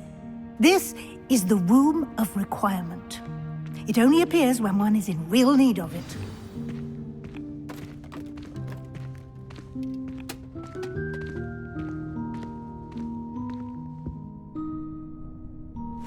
Yikes! Careful! Huh? Oh, there you are. Wait right there. Deke will come to you. Hello. Ah, Deke, we've been looking for you. Apologies, Professor Weasley. Deke was looking through some of what's appeared in the room since Deke was last here. Is this the student? Indeed it is. Deke is honored to meet you. Deke has been a friend since I was a second year. We discovered this room together. I mentioned you to Deke. We believe that you might be able to benefit from this room like I did. Deke, would you be so kind? Of course, Professor Weasley. The Room of Requirement will always be equipped for the Seeker's needs. It's unplottable, so won't appear on any map. Most happen upon it by accident, if ever. Deke's seen students in need of an extra file for potions stumble upon the room filled with them. You seem to have accessed it in its form as the Room of Hidden Things. I was thinking about needing a place away from prying eyes. Brilliant. Oh, that explains it then. What I need specifically is a place where I can catch up on my schoolwork without distraction. Well then, the room can provide you with precisely that. Now, it's time to focus on what you need. Just close your eyes. Imagine the room precisely as you need it. The room will do the rest.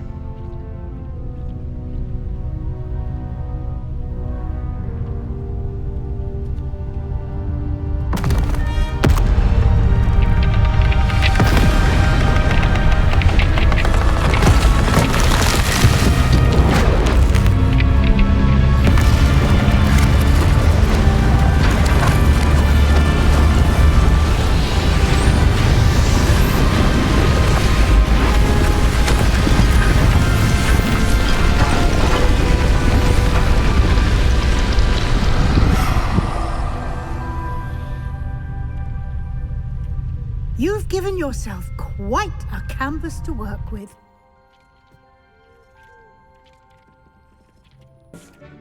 Professor Weasley said I should ask you about changing the room's ambience. Of course. What sort of overall look most appeals to you?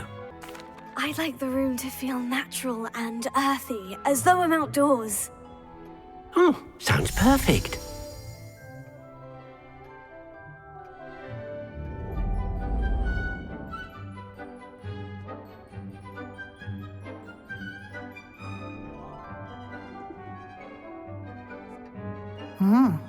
Quite a difference. Of course, you needn't keep this style if you don't like it. You can always ask Deke to change it back. Now you have learned a good bit about alteration. Thank you, Professor. The room is full of possibilities. Indeed. No matter how much time I spend here, the room always manages to surprise me.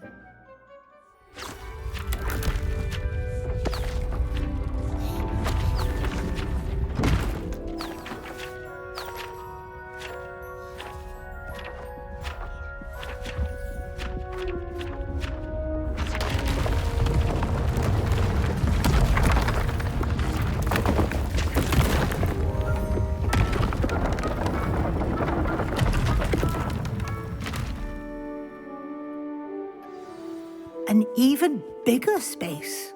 How did that happen? The room equips itself to your needs. It must have sensed that you needed more space to practice spellcasting. If you'd like to customize the space further, you can use these spellcrafts. You'll find more of them both inside and outside the school. Thank you, Professor. I shall keep an eye out. Good. I'll leave you to it. This is your space now. Use it wisely. Hello, Mr. Weeks, is it? Albie Weeks at your service. Welcome to Spintwitches. Apologies if you came by before and weren't able to come in. Shop's been closed since trade routes were disrupted. Had to travel as far as London to meet with my supplier. And I've only just returned, thankfully with inventory. I presume you're in the market for a new broom?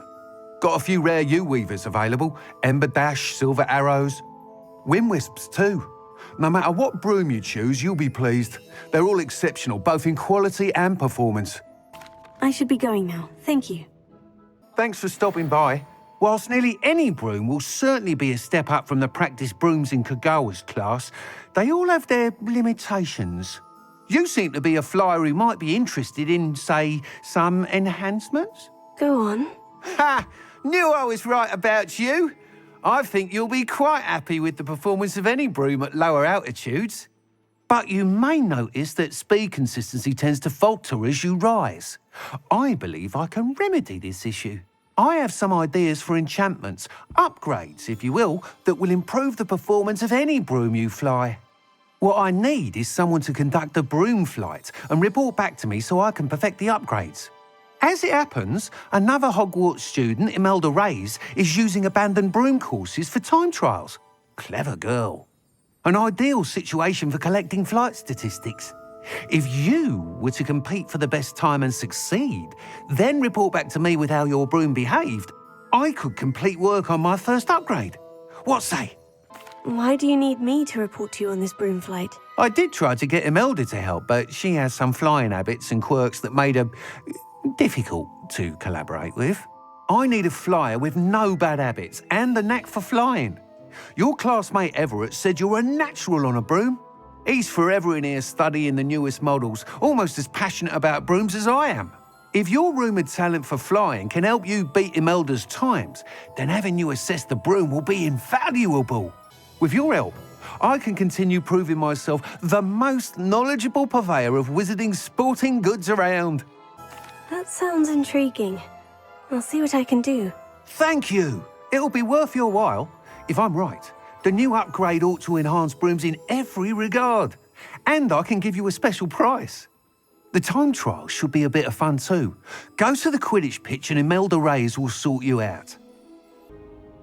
You're back. Finally. Minister Spavin talks more than he listens. Ranted on and on about rogue dragons. Wouldn't listen to a word about goblins. Speaking of which... Listen, Professor. So much happened while you were away. Eldritch Diggory's portrait in the common room told me about his great niece, Helen. His great niece? Yes, she used to be an Aura. Well, she took me to Azkaban to meet Anne Thisbe. You went to Azkaban? Quite an experience, but you see, Anne knew Richard Jackdaw before he died. So I had to find his ghost. Who on earth is Richard Jackdaw? He was a student here long ago. Anyway, he told me about a secret cavern. I went there, and right next to Jackdaw's skeleton, I found the missing pages. You found the pages? I did. And because Jackdaw had followed the map they contained, when I found the pages, I found the location on the map. Believe it or not, it's a room below Hogwarts. Why am I not surprised? Shall we? I was hoping you'd say that. Oh, and we'll need to bring the book. To think it was beneath us all this time.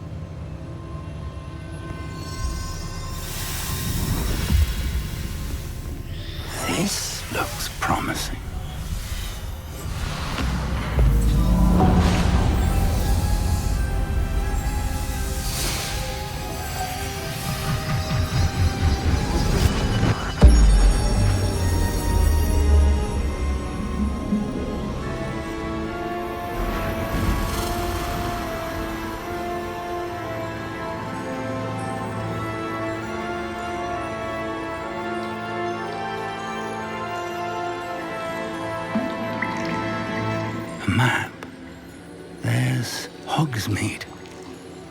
And over here, the Forbidden Forest. And, of course, Hogwarts. It's magnificent.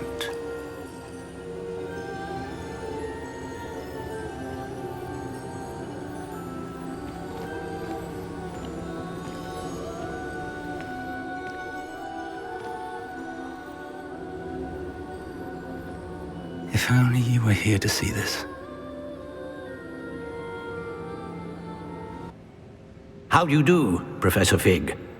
And you, my young friend, see now why you needed to return with the book? I do. I also see why you refer to this room as the map chamber. That you have come this far tells me that you possess extraordinary magical ability, the potential and power of which will unlock should you prove yourself worthy. The location of each of 4 trials will, in time, appear on the map. Trials that will test you and give you access to invaluable knowledge. Trials that you must complete on your own. Do you recall the pensive memory you viewed in my vault in Gringotts? You and your friend Charles spoke of the portkey, and of trials you'd created for one who sees traces of ancient magic. Precisely.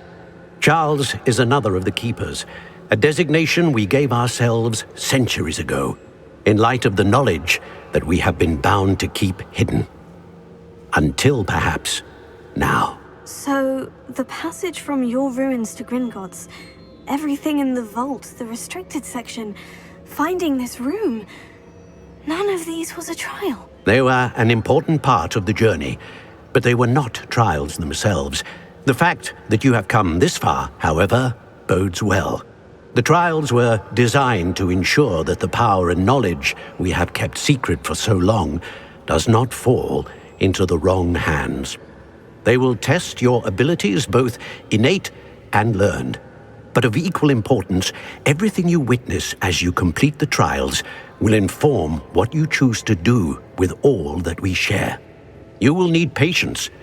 The trials have much to teach you. It will take time. I'm afraid we don't have the luxury of time. We have waited this long, Professor Fig.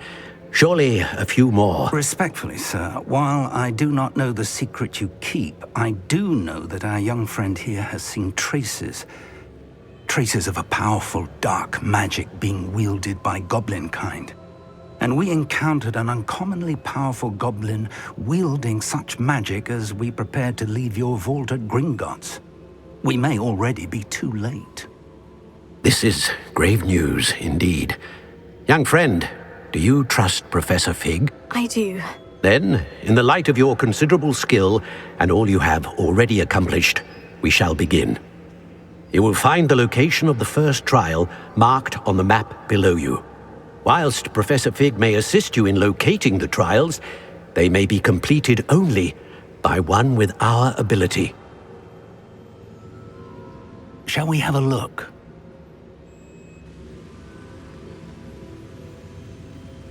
I know that tower.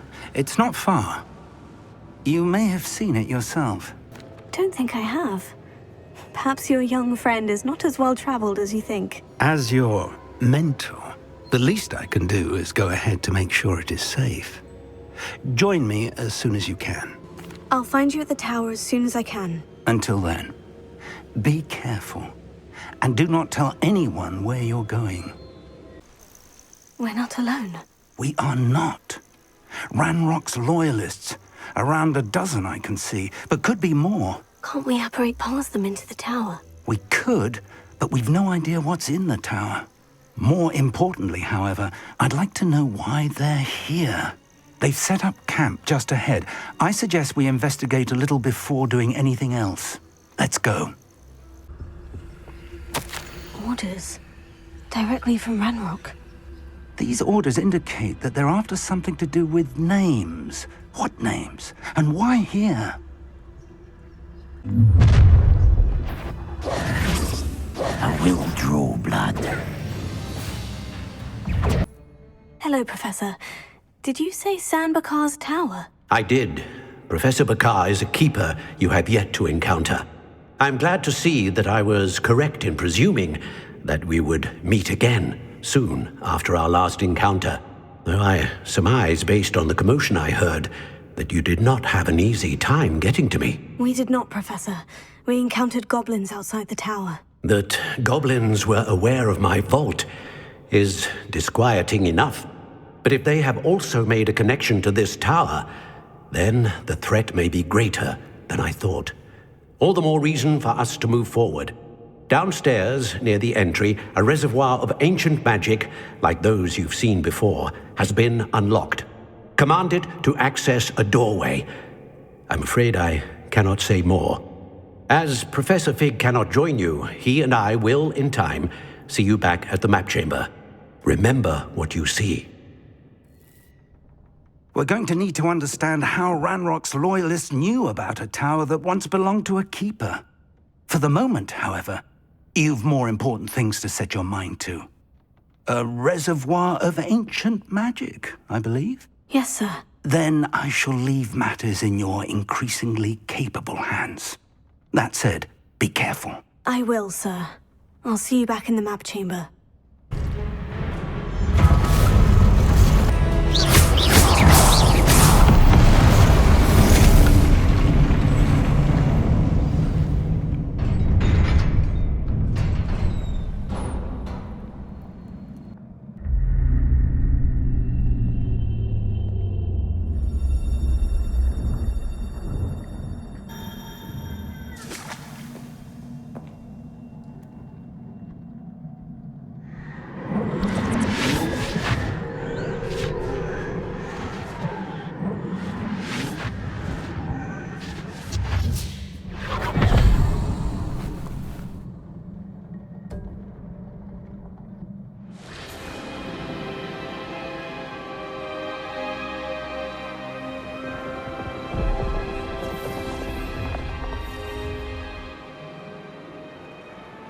Your ability to transfigure the world around you is remarkable.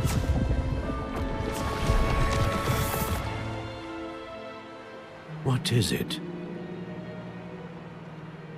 My father isn't getting better. I don't think he'll ever recover from the death of my brother. It is agonizing to see those we love suffer. The drought was years ago, but the pain of losing him is as deep for him now as if it had happened only yesterday.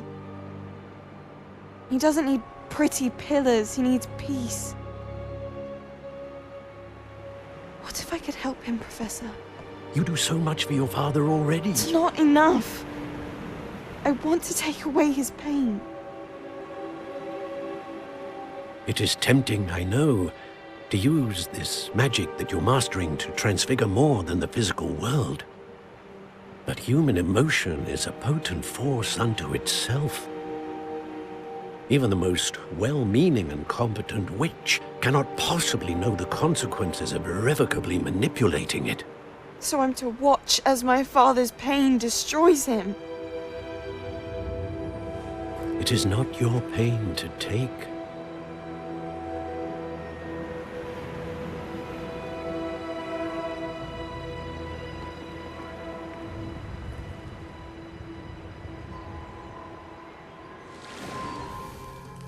Every year, a student sees something sillier than I could ever imagine in their tea leaves. Oh, Miss Morganach, welcome back to Hogwarts, Professor. That's going to take some getting used to. Professor Rickwood?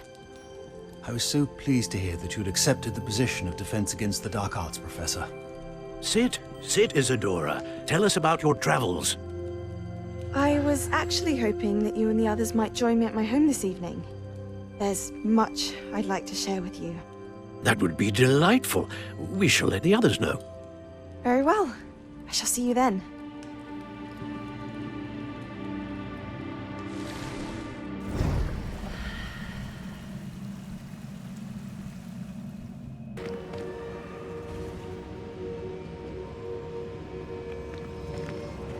What have we here?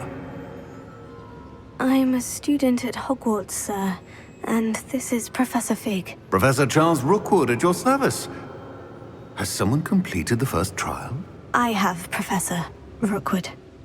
You look familiar, sir. I imagine you saw me in the first pensive you accessed, in Gringotts.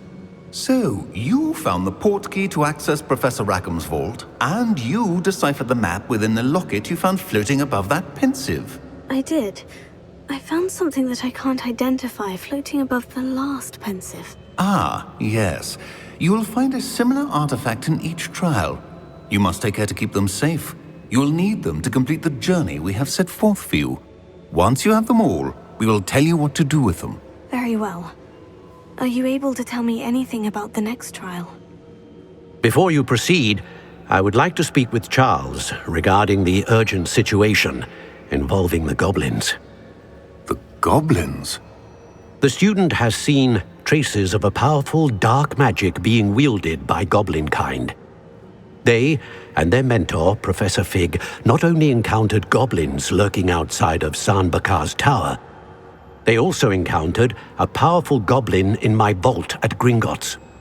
I'm afraid it would be wise to halt the trials until we know more.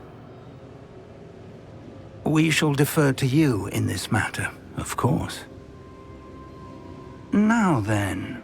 Wait, Professor. The name Rookwood. Do you think... That there's a connection to Victor? Perhaps, but we can't be sure of its significance, if any. For now, tell me what you saw in the pensive. Before the witch from the last pensive, Isadora, became a Hogwarts professor, she argued with Professor Rackham about using magic to remove pain. Hopefully the next pensive provides more context. For now, we should learn what Ranrock knows. I will be honest, I've no idea where to start. Actually, I might know of someone.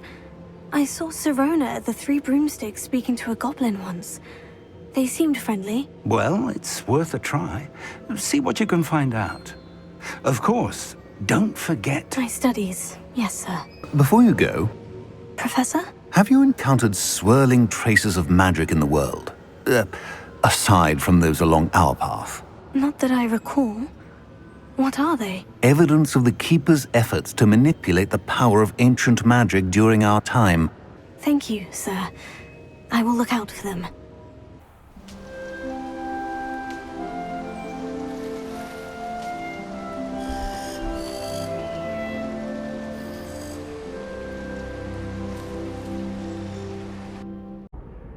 Hello again, Mr. Moon. Oh, I was hoping to see you again, my young friend. Gladwin Moon, Hogwarts caretaker, at your service. First, please allow me to apologize if I seemed a bit, unsteady when we last met. I'm afraid I had a rather disconcerting encounter. Although I hear your visit to Hogsmeade was even more eventful than mine. I suppose you could call it eventful. I certainly wasn't expecting a troll attack. Oh, of course not. From what I understand, the village was lucky you were there. In fact, my recent visit to Hogsmeade is the reason I was hoping to bump into you. I could use your help with something. Do you see that curious statue over there? Watch what happens when that light changes from day to night.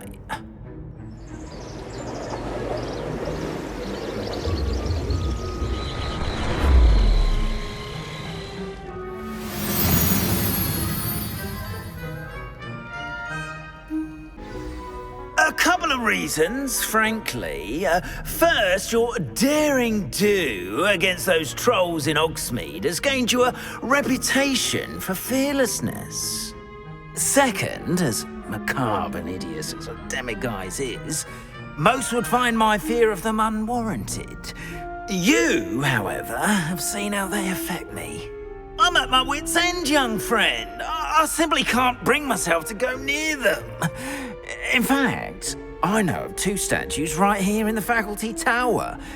Perhaps you could start simply by removing them, so I can go about my evening duties. I'd be glad to help you, Mr. Moon. Oh, I knew I could count on you. First, you know how to cast a disillusionment charm, correct? You'll want to do that before wandering the tower at night. Next, you'll notice that the door is locked. However will you get in? Alahomora, that's how. But what about curfew? Curfew? Oh, tosh. I sense you're a bit like me when I was your age. Oh, the school was my oyster. And I took advantage of it. Oh, everyone loved me for it. Oh, those were the days. Now, you'll find one statue in the prefect's bathroom and the other in the hospital wing. Good luck. Oh, and thank you. Hello, Mr. Moon. I have the moons you asked me to collect. Oh, goodness! You're as fearless as I'd hoped. An excellent start. If we can collect more, it may shed some light on who's behind all this. Of course, I first suspected Peeves. He drove the previous caretaker, Rancorous Carp, to an early retirement with his intolerable buffoonery. But that does not explain the boggart in Hogsmeade, does it? No. I am determined, with your help, to discover the identity of my tormentor. It's definitely intriguing. I'd like to help you solve this mystery. You, my friend, are a gentle person and a scholar, and I have something to offer in exchange for your assistance. Now, remember, the moons are only retrievable at night. Thus, I encourage you to use a disillusionment when necessary. Understood. I shall keep an eye out. I appreciate that. Welcome, everyone. I see you've already met some of the many beasts we study in this class.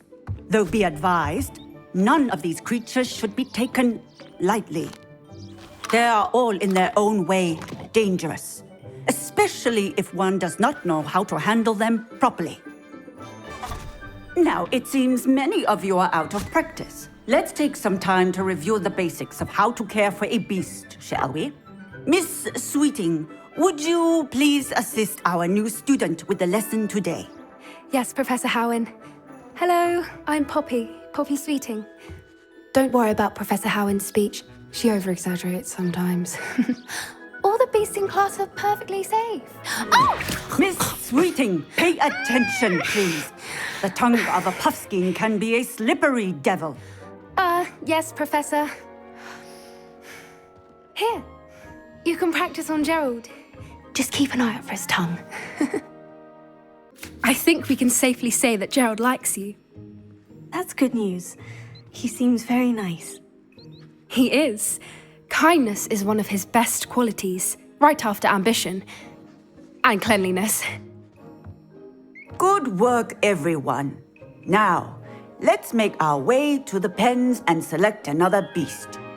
And please, do be careful as you feed and groom them. Miss Sweeting, why don't you show our new student to the Kneazles in the farthest pen? This way. The Kneazles are over here.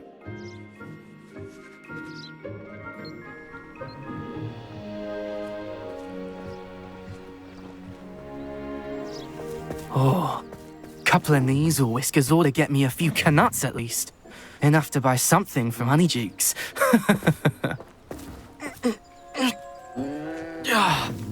Stupid thing.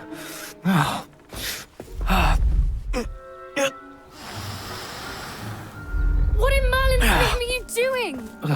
Tuss, peculiar Poppy. Worried about a worthless little rodent. Her name is Persephone! Her name is Persephone! That's really not funny.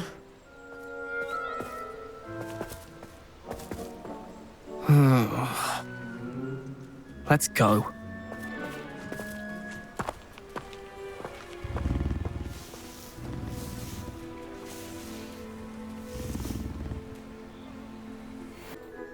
Hello, Professor. You wanted to speak with me? I did. How did you find your first beasts lesson? It was wonderful. I believe I'm really going to enjoy this class. Good. You seem to understand that when beasts are properly controlled, they can play a vital role in our lives. Some provide us with magically imbued materials, if cared for correctly, which does not include torturing them for whiskers. Well done, by the way. Probably best to let me handle it next time. Yes, Professor. They're nearly as bad as the Savagers in Rookwood's poacher pack. Sadly, we're the ones who suffer. stumbling over dead beasts. Terrible waste of resources. Surely the poachers can be brought to justice by someone. The Ministry, perhaps. An optimistic idea. Now, why don't we focus on more immediate matters that we can control? Professor Weasley has asked that I prepare some assignments designed to help you catch up to the other 5th years. Be on the lookout for my owl. Meanwhile, I also encourage you to study as many beasts as you can on your own time. Did you need something, Poppy? Thank you again for saying something to those brutes so that I didn't have to. You were an augury at noon in the desert. I certainly hope that's a good thing. It's something my gran and I say. It means that something or someone is a welcome surprise. At least, that's what we decided it meant. I couldn't stand there and watch them harm the poor thing. We're of a similar mind. Actually, in light of that, there's someone I'd like you to meet. In the forest. You've intrigued me. Very well, lead the way. I'd hoped I would. Stand back.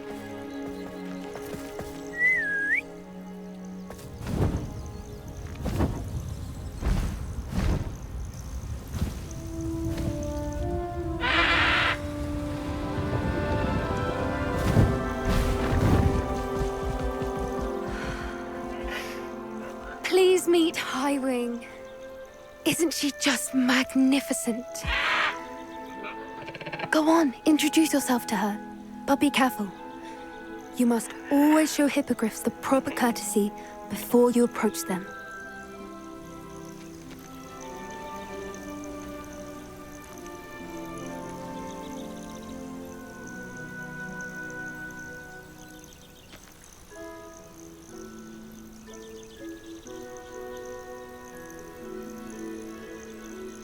I knew it!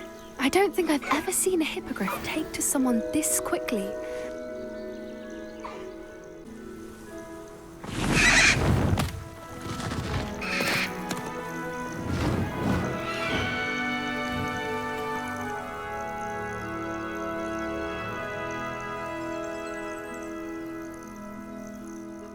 So, what did you think of Highwing? I thought she was brilliant. Can't believe you introduced me to her. I suspected you two might get along. Are you the reason students have been seeing hippogriffs flying above the Forbidden Forest? Perhaps. Did you know that once you earn a hippogriff's trust, they'll always be there for you? I've seen it firsthand with her. How exactly did you and Highwing cross paths? It's a longer story, but I rescued her from poachers a few years back. Got her to safety and, well, she was fine until recently. You may have noticed that poachers are something of a problem in the area, so I worry they could get her again. And I might not be there next time. Professor Howard mentioned the poachers as well. She seemed to imply that we couldn't rely on the Ministry to help. I don't often agree with Professor Howin, but on that, I fear she's right. The poachers' influence is growing. I see them every day in the village, lingering, talking to people. They're up to something. I'm just not sure what. That does seem strange. Sounds as if they're planning something. Exactly. I think I'm going to look into it. Find out what's going on, what they're doing. I think that's a fine idea. Information is power. And the more I know, the better I can keep Highwing safe. You seem undeterred. Will you let me know what you find out? Oh, very well. I will. I should be going, but we'll speak again soon, I hope. Imelda Reyes? Albie Week sent me. Did he now?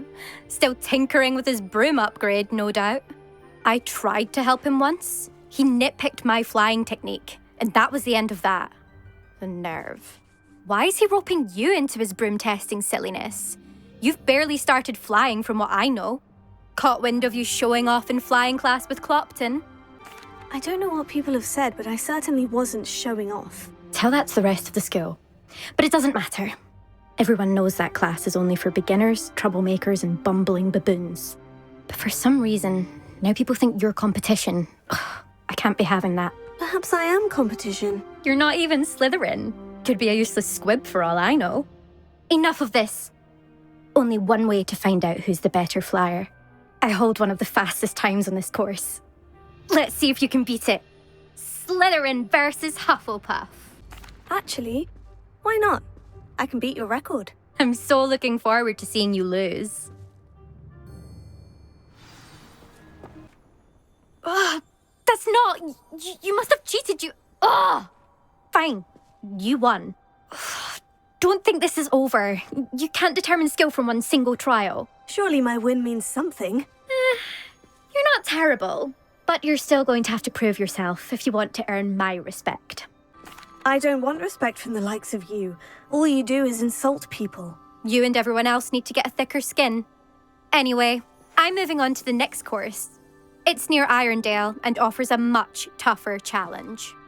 You can try to prepare by racing this course again. Just check in at the podium, where the leaderboard is. You can check your time and start the race.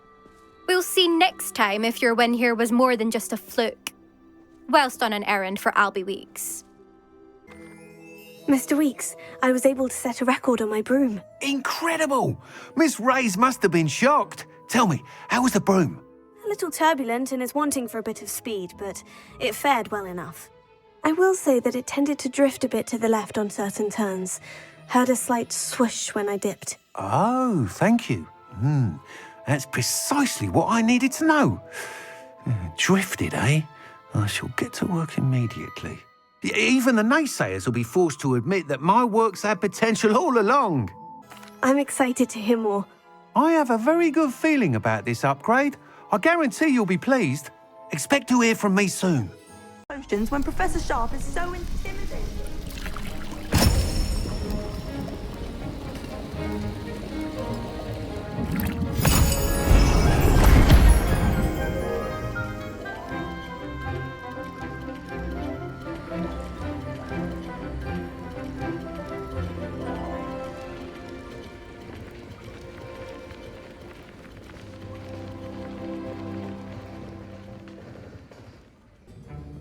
I completed your assignments, Professor. Good. You should be ready to learn Depulso. Let's see what you can do. I've completed my assignments, Professor. Pleased to hear it. Professor Weasley will be too. I'll be sure to let her know how well you're coming along. Thank you, Professor. Professor Hecat tells me she taught you Levioso, so you should be ready for a more advanced levitation charm. Wingardium Leviosa requires a bit of concentration and a nice, graceful wand movement. Let's see you try your hand at it. Hello, Miss Ryan. I wanted to thank you again for your help with Rookwood and Harlow the day of the troll attack. Sirona, please. And I was happy to help. Oh, those two are nothing but trouble. Glad you and your friend were here when they found you. I am too. You were speaking to a goblin here that day. Yes, Lodgok. He's a friend. It seemed as though you were on good terms with him. I've known him for years. We met when I was waiting tables here as a student, well before I bought the place. He was cordial enough, but we weren't friends then. His mistrust of wizard kind ran deep. But you're friends now? We are. Hadn't seen him in years when he came in a few months ago. But he recognized me instantly, which is more than I can say for some of my own classmates. Took them a second to realize I was actually a witch, not a wizard. Not all goblins are like Ranrock and his loyalists. Lodgok is as worried as the rest of us about what's been going on. In that case, I'd like to talk with him. About Ranrock in particular. Where might I find him? I assume your interest is to do with the rumors I've heard about Ranrock working with our friend Rookwood. It is. If he's not here, you might find him doing business at the Hog's Head. He's a trusted metal trader. You should mention that we spoke. He can, understandably, be wary of witches and wizards, even ones as young as you. That said, if you're looking for information on Ranrock to help rein him in, you'll find an ally in Lodgok. Thank you, Sirona. If you find Lodgok, please give him my best. Hello, Lodgok. Sirona said I might find you here. She did she? Did she send you with news? No, actually, I wanted to speak with you. It's about Ranrock. Now I remember. The 3 broomsticks. Day of the troll attack. You're the student he's after. I am. And I need to know what he and his loyalists are up to, so I can stay a step ahead. Let's say I did know. Why should I trust you? Serona said our interests may be aligned. Perhaps she was wrong. Well, if Serona believes we have common goals, then it is possible that we can trust each other. Very well. I may know of something that could help us both. A way to get Ranrock to confide his plans to me. I'm listening. Years ago, a heinous witch stole a sacred goblin relic. Rumor has it that it now rests in her sarcophagus, in a tomb accessible only by wizard kind. Ranrock and I had a falling out a while back. The relic could well repair the chasm between us. If I retrieve the relic, how do I know you'll tell me the truth about what Ranrock says? We will have to trust each other. I, that you will not abscond with the relic, and you, that I'll share what I learn. Gather whatever supplies you may need, and meet me near the witch's tomb. I wish you luck retrieving the helmet. As a wand carrier, you should have an advantage. Now, before you set off, do you have any questions? It all seems clear to me now that we're here. I do hope our alliance proves fruitful. Again, I wish you luck. Lodgok, the sarcophagus has been raided. I found no helmet, only a dead Ashwinder. Damn! They got here first. We need to get it before Rookwood uses it to further ingratiate himself to Ranrock. I saw one of their campsites not far from here, but I fear you must go in alone. My fighting days are behind me. I'll head there now. Good. There's no time to lose. Get to that helmet before Rookwood does, or we will lose our chance at any leverage, no matter how small, with Ranrock. I retrieved the helmet from the Ashwinders. Well done! This is sure to impress Ranrock. The helmet shines even more brightly than I imagined. The etchings, the contour of the profile, remarkable. It looks stunning, Lodgok. I see why you wanted it back. You did the thieves a service by recovering it. I know many a goblin who would have killed for it. Ah, then I'm glad to be rid of it myself. Thank you. This should earn Ranrock's trust. I will take it to him immediately. It may distract him from his search. His search? It is merely an inkling. You have impressed me greatly, friend. I am glad that I trusted you. Hello, Serona. I received your owl. How are you? Hello, my friend. Did you ever find Lodgok? I did, thank you. In fact, we're working together to try and rein in Ranrock. Are you?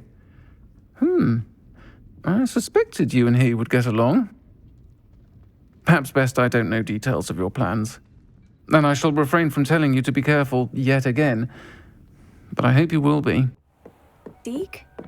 Ah, Deke is so happy to see you. Deke noticed this bag in the room the other day. You must need it to help with your schoolwork.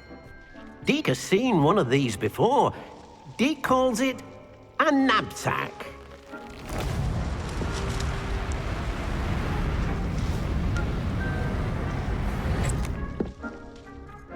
Perfect for gathering and transporting beasts. Pleasant little breeze. I have been thinking about something Professor Howin said in Beasts class, that I should study as many beasts as I can, on my own time. She also mentioned that poachers have been active in the area, so perhaps the beasts will be safer with us than out there on their own. Precisely what Deke was thinking. You see, the room knew exactly what you needed, and luckily, Deke can show you how to best use the knapsack and where. Come along, then.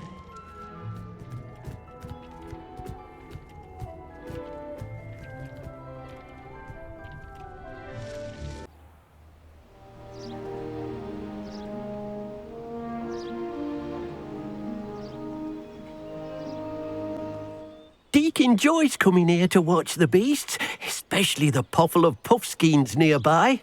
It will be nice to keep them safe. All you will need to do is get close, direct the open knapsack toward the puffskein, and in it'll go. All right. I managed to rescue a puffskein. You can rescue as many as the knapsack will hold. Poachers capture puffskeins and, well, Deke isn't sure what they do with them. Deke is certain they will be safer with you. Now, not all beasts will be as simple to rescue as a puffskein. Deke suggests you next find a beast that can fly. A jobberknoll, perhaps.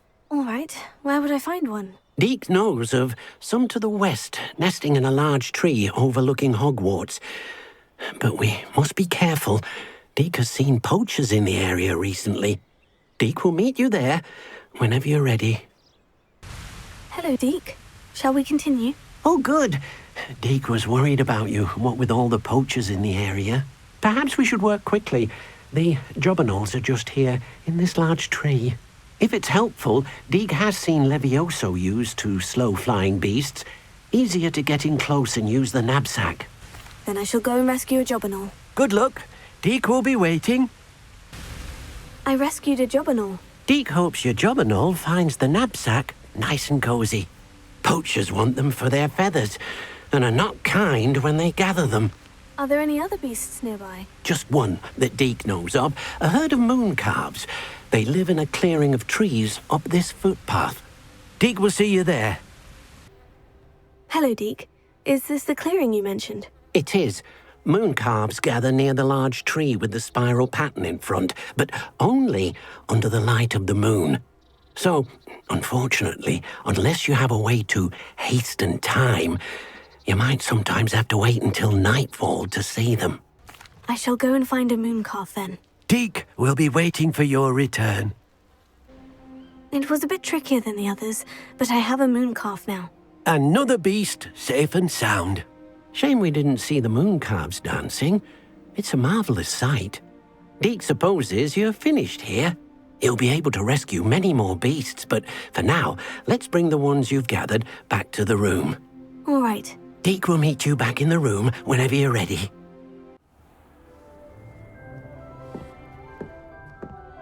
There you are. Now, we need to show the beast you rescued their new home. But, not enough room to let them out here. Imagine all those beasts running amok. That wouldn't do at all. Perhaps if you focus on what your beasts need, the room will provide.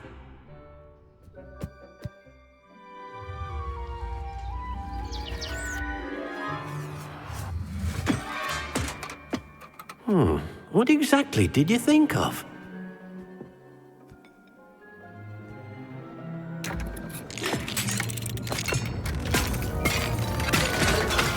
Heavens! You've done it! But what is it? Deke isn't sure. Only one way to find out. Meet you inside when you're ready.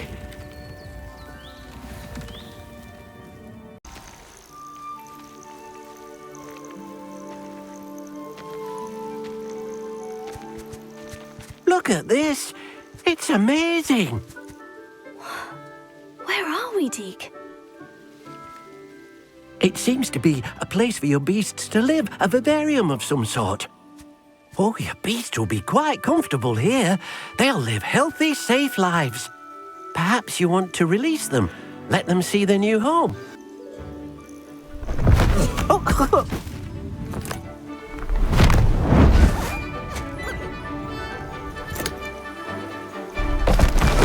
Oh!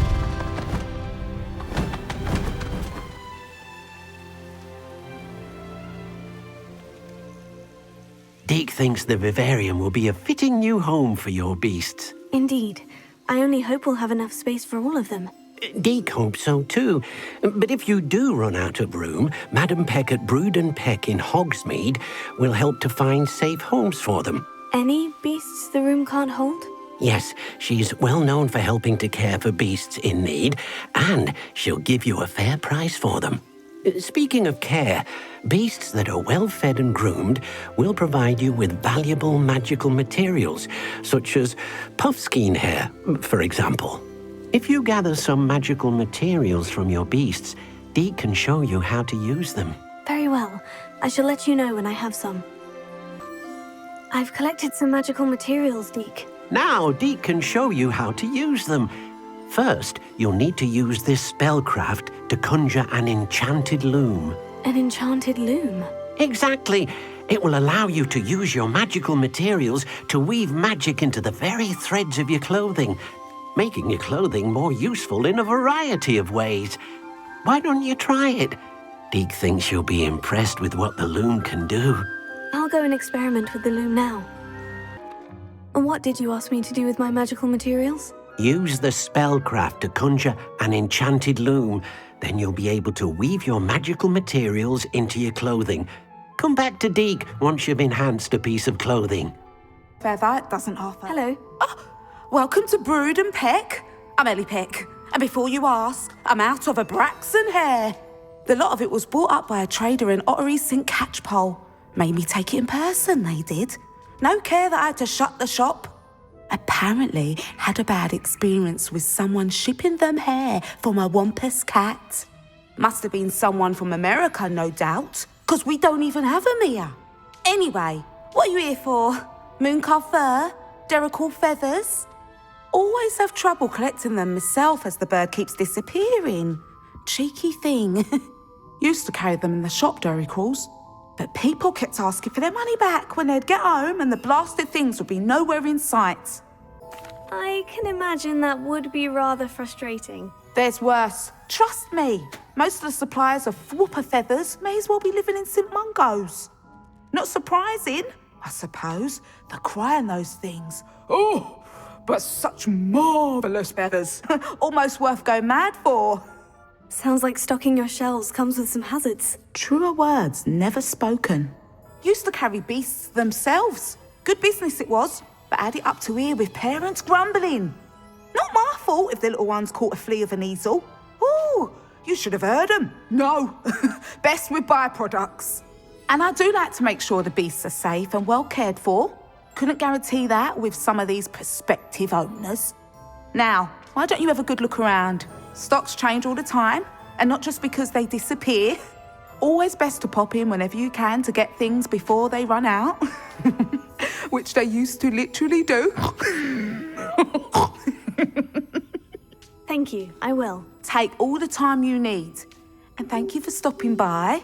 A treat to have you here. I should be going now, thank you. Enjoying the view? Keeping an eye on things. Feldcroft isn't what it used to be. No one has felt safe here since Ranrock's loyalists took a peculiar interest in that castle over there. Rookwood Castle. My uncle Solomon is a former Auror and refuses to look into it, even after Anne was cursed by one of them. Possibly with a wand, no less. I heard a goblin refer to wizard kind as wand carriers. Are goblins forbidden from carrying wands? Precisely. That's why I'm on the hunt for answers. If I'm to cure her, I need to understand what happened to her. Anne was always the most mischievous of the three of us. Which is saying something, knowing me and Ominous. I'm hoping a surprise visit from me and a new friend from Hogwarts will help lift her spirits.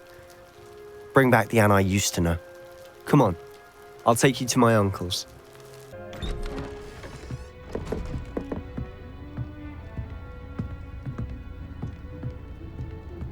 Aha! Sebastian, where did you... Is that what I think it is? We've been over this, boy. Hey. Shrivelfigs cannot reverse a curse. Nothing can. The sooner you accept that reality, the better. But we haven't tried everything. There is no cure! When will you accept that? Never. I can never accept it. Now look what you've done. I'm sorry.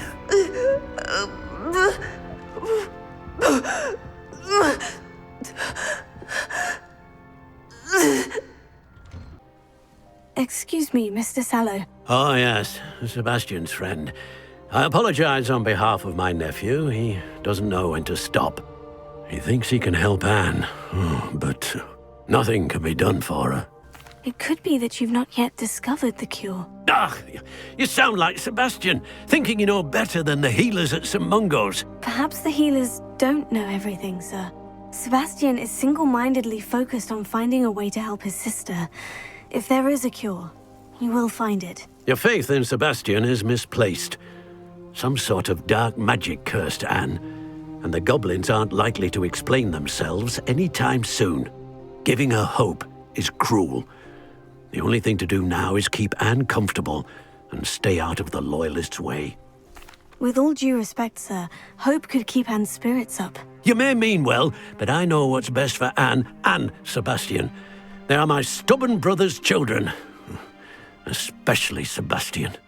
If you really want to be of help, you'll make sure Sebastian does what he should do, not what he wants to do. He's no idea the harm he could do if he doesn't stop. Are you all right, Anne? I didn't mean to intrude. You didn't, truly. And I'm all right. The pain from this curse comes in bouts, and often suddenly. It's not anyone's fault. It's nice to meet you, by the way. You must be the new 5th year Sebastian told me about. I am. Sebastian and I met during a rather lively duel in Defense Against the Dark Arts. Oh, dear Professor Hecat. She's a powerful witch. And she knows how to keep students like my brother, and me, in line. I do miss Hogwarts, but I wouldn't mind being in Feldcroft, really, if it wasn't so dreary now. Between the goblins at the castle and my uncle fighting with Sebastian whenever he's home, it's not the cozy retreat it once was. Sebastian mentioned something about your uncle being an ex-Auror, but refusing to go after Ranrock's Loyalists. I must say, I wasn't prepared for him to be as angry as he was. Uncle Solomon is frustrated by what happened to me, and by Sebastian for thinking he can fix it. They both mean well, I know they do, but my uncle is right. This curse cannot be undone. I can feel it. Sebastian cannot take away my pain. Perhaps you can help him to understand that. I'll do my best. I can promise to speak with him about it. Thank you. His search for a cure is futile, I'm afraid. I'm getting tired. I should probably rest. Thank you for stopping by. How are you doing, Sebastian? You got a first-hand glance at what I'm dealing with. I apologize for my uncle. I'll admit I wasn't expecting him to be so angry. He's always angry. He's been angry since my parents died. After Anne was hurt, he only grew worse. It's as though he blames me somehow, always calling me my father's son, as if that's an insult. I'm the one trying to help her. He's simply given up. Both Anne and your uncle seem genuinely convinced that nothing more can be done for her. I refuse to believe that. Anne's pain is more than physical. It has changed her entirely. I miss my sister. And I'm going to get her back. Come with me. I need to show you where it happened. You've made your last mistake.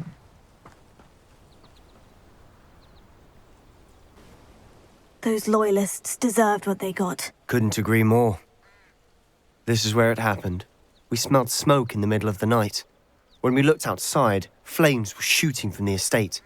Before my uncle and I could stop her, Anne rushed out, racing towards the fire, worried someone had been hurt. She came face to face with a horde of goblins, frantically trying to stamp out the flames. Suddenly, an icy voice drifted out from somewhere in the smoke. Children should be seen and not heard. A blinding blast followed. They didn't even give her a chance to run. It seems an awfully violent response to a child wandering by. What were they trying to hide? My thoughts exactly. It may be grasping at Billywigs, but I keep thinking that there might be something here that could lead me to whoever cursed Anne.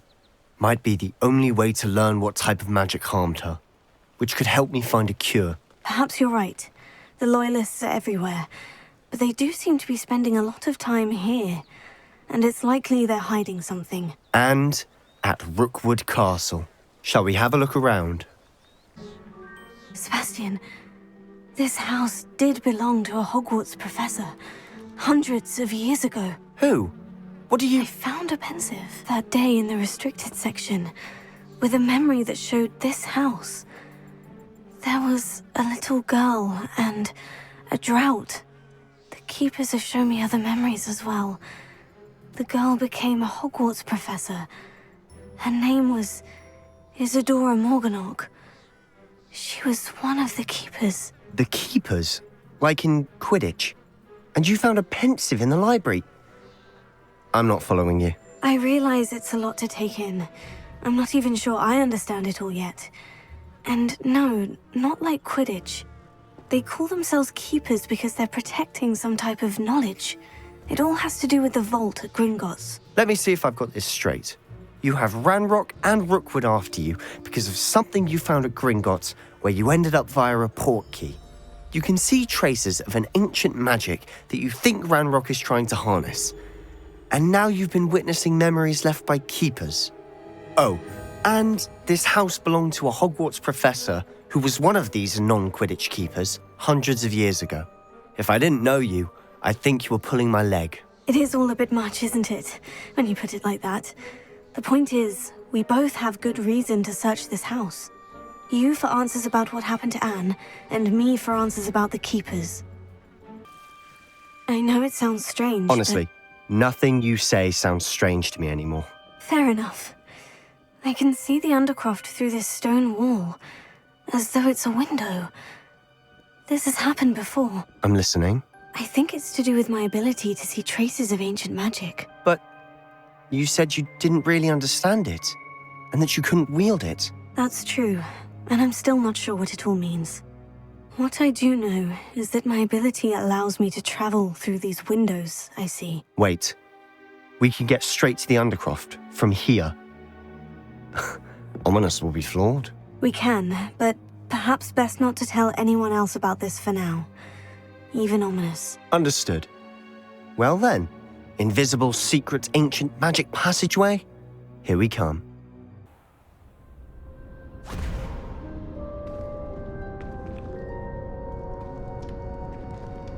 Why would the door lead us here? Sebastian, look.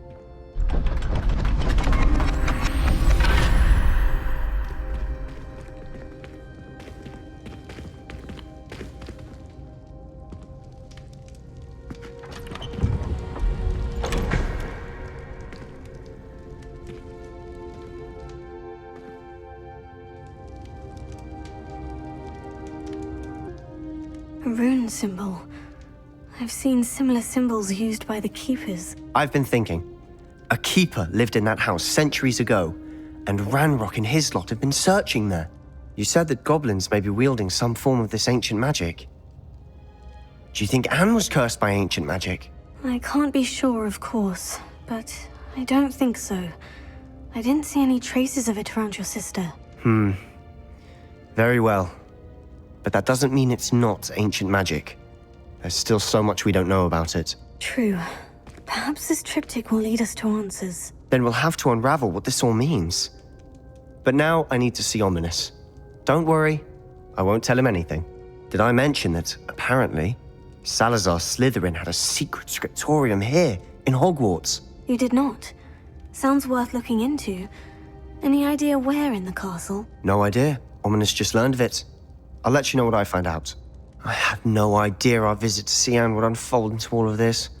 My head's an utter mess. But I'm glad you told me everything you did.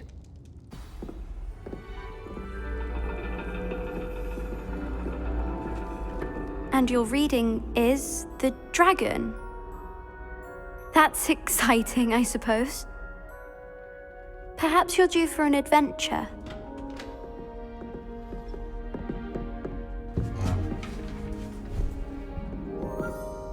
Ladies, Professor Shah. astronomy is not divination.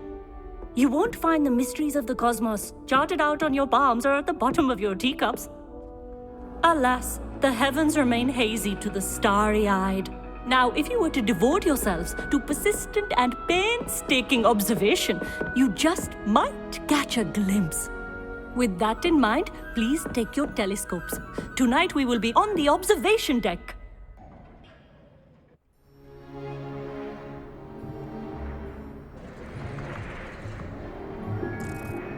Still don't have your own? You can't be the new student forever, you know. You can share with Mr. Takar.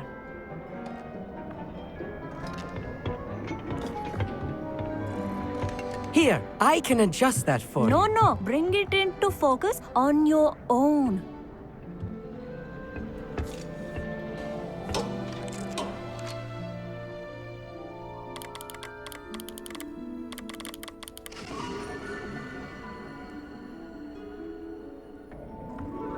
Now, I expect all of you to put in your stargazing hours outside of class.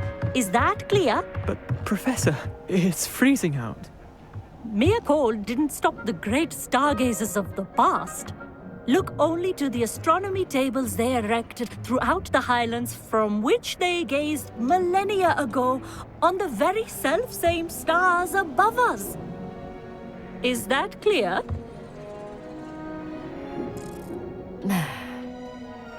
Dismissed.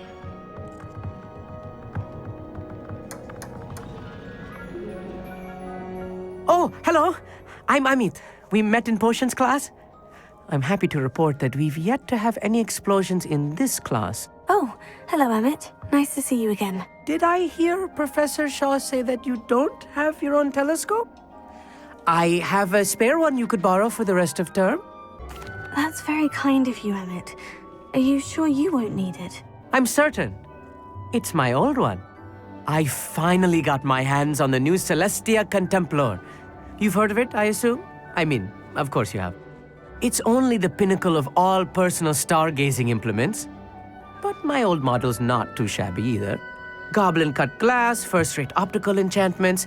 Hate to think such a fine instrument is just collecting dust. Well, thank you, Amit. Think nothing of it. Anyway, the telescope's in the storage room right underneath us. You can't miss it. I have some, reading to finish on the lower deck. Come find me there afterwards, and bring the telescope. There's something I want to talk to you about. Professor Shah, I'm interested in learning more about astronomy. It is increasingly rare to find a student who seeks after things celestial, of their own accord. But if you truly desire to chart the courses of the cosmos, you must rid your mind of the terrestrial babble of others. We ourselves are not unlike blank star charts, you know?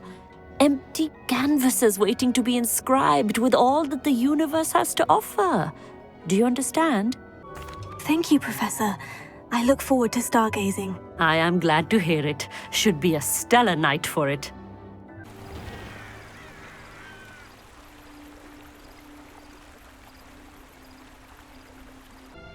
I've finished the activities you assigned me, Professor Garlick. Wonderful!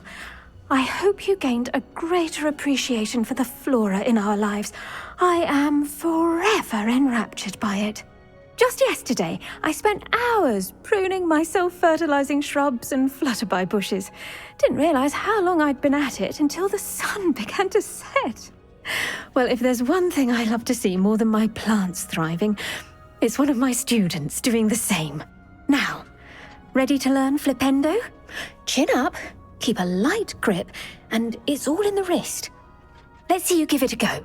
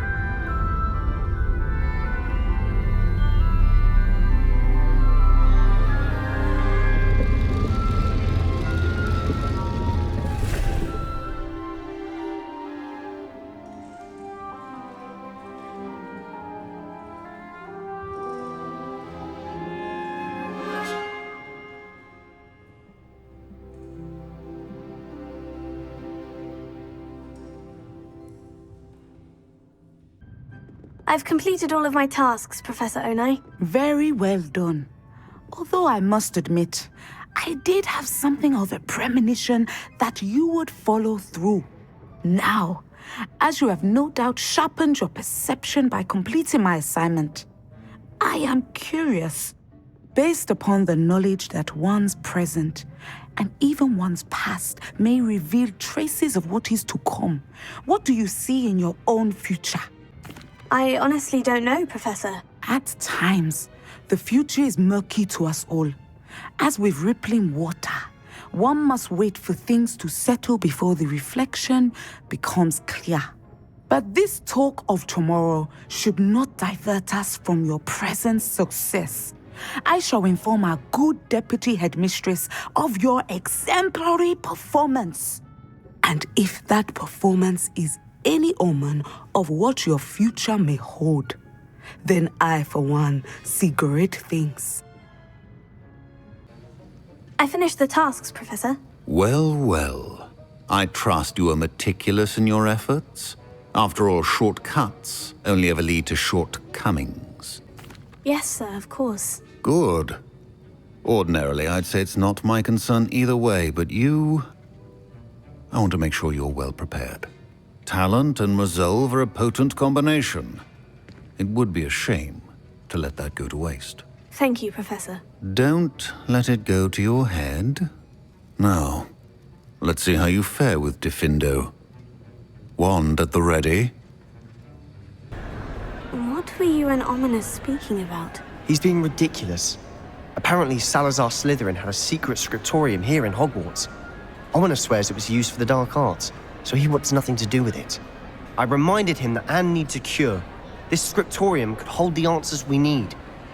Ominous is right. Meddling in the dark arts is dangerous. There's more to dark magic than people realize. The Gaunts know this. Better than most. Perhaps I've spoken out of turn. Ominous's family history is personal to him. I understand. You needn't tell me if you don't want to. If I were you, I'd be begging for more details. If you learn more about that scriptorium, let me know. Fair enough. Watch for my owl. I'll have news soon enough. Hello, Adelaide. I received your owl. Thank you for coming. You see, my Uncle Roland is a metal trader who's quite well known in the goblin community. He normally sends me owls every week when he's on his business travels.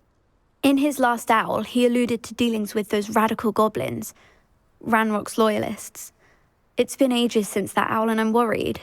What with the troll attack on Hogsmeade and the rumours that goblins may have been involved, well, I'm fearing the worst. Should I be worried about my uncle, or am I overthinking this? I think you're right to be concerned, Adelaide. Your uncle may be in trouble. You're much more understanding than Professor Weasley. She heard I was going to look for him and forbade me from leaving the grounds. She's convinced he can handle himself, but I can't concentrate on anything until I know he's all right. Could you try to find out for me? From what I hear, you're almost as adventurous as Uncle Roland. I'll try and look into it for you, Adelaide. Thank you. He's very thorough in his record keeping, notes all his trades in a journal, makes maps. In fact, in his last owl, he drew me a map of his next stop. He'd planned to set up camp north of here. I do hope you're able to find out where he is. Thank you again for any help you can provide. Hello? Mr. Oakes? Yes, I'm here. They've taken my wand. This cell has an enchanted lock. I have experience with these locks, but I need my wand if I have any chance of opening it. Look for a boiler door. I've heard them speak of it. You did it! I found my wand and... Wait, you're a student? Oh, we must get you to safety immediately. It's dangerous. It's all right, Mr. Oakes. I've dealt with these goblins before. Dear Merlin, you're either very lucky or very talented. How did you find me? I'm a friend of Adelaide's. She was worried about your business with Ranrock's loyalists. Oh, she was right to be. I couldn't go through with the agreement, and when I told them, I ended up blindfolded and behind bars. Been locked in that infernal cell for so long, they'd forgot I was even there. I overheard things. If only I could reward you for what you've done. Blasted goblins stole every knut on me. All I can say is thank you, truly. You mentioned you overheard things. Sad tale, really. I think I know where Ranrock's unfortunate vendetta against wizardkind began. Although dragon breeding was outlawed by the Warlocks Convention of 1709, Ranrock stumbled upon an illegal dragon camp. He was young, found the creatures fascinating. He'd visit the camp in secret whenever he could, never making his presence known. After weeks of sly surveillance, he finally summoned the courage to speak to the wizard in charge. Ranrock wanted to join them, and the creatures. The wizard happened to drop his wand. Ranrock saw an opportunity. He picked it up, went to hand it back as a means of introducing himself. The sight of a goblin with a wand sent the wizard into an instant rage. He beat Ranrock nearly to death, Ever since, Ranrock has despised wizard kind, sees us all as cruel. I'm grateful I was able to help you, Mr. Oakes. Adelaide thinks the world of you. Oh, and I her. She's become quite savvy to my trading habits, always analyzing my detailed owls. If only I hadn't resorted to trading with such fiends. A lesson I shan't soon forget. Having my womback is like being reunited with an old friend. I must return home and inform Adelaide of my safety. Will you be all right? I'll be fine, Mr. Oakes. You get back to Adelaide. I assure you, her worries outweigh yours. Oh, I'm anxious to see my dear niece. And then I plan to travel far from here for my next round of trading. Thank you. May life reward you justly for your deeds. Be well, my friend.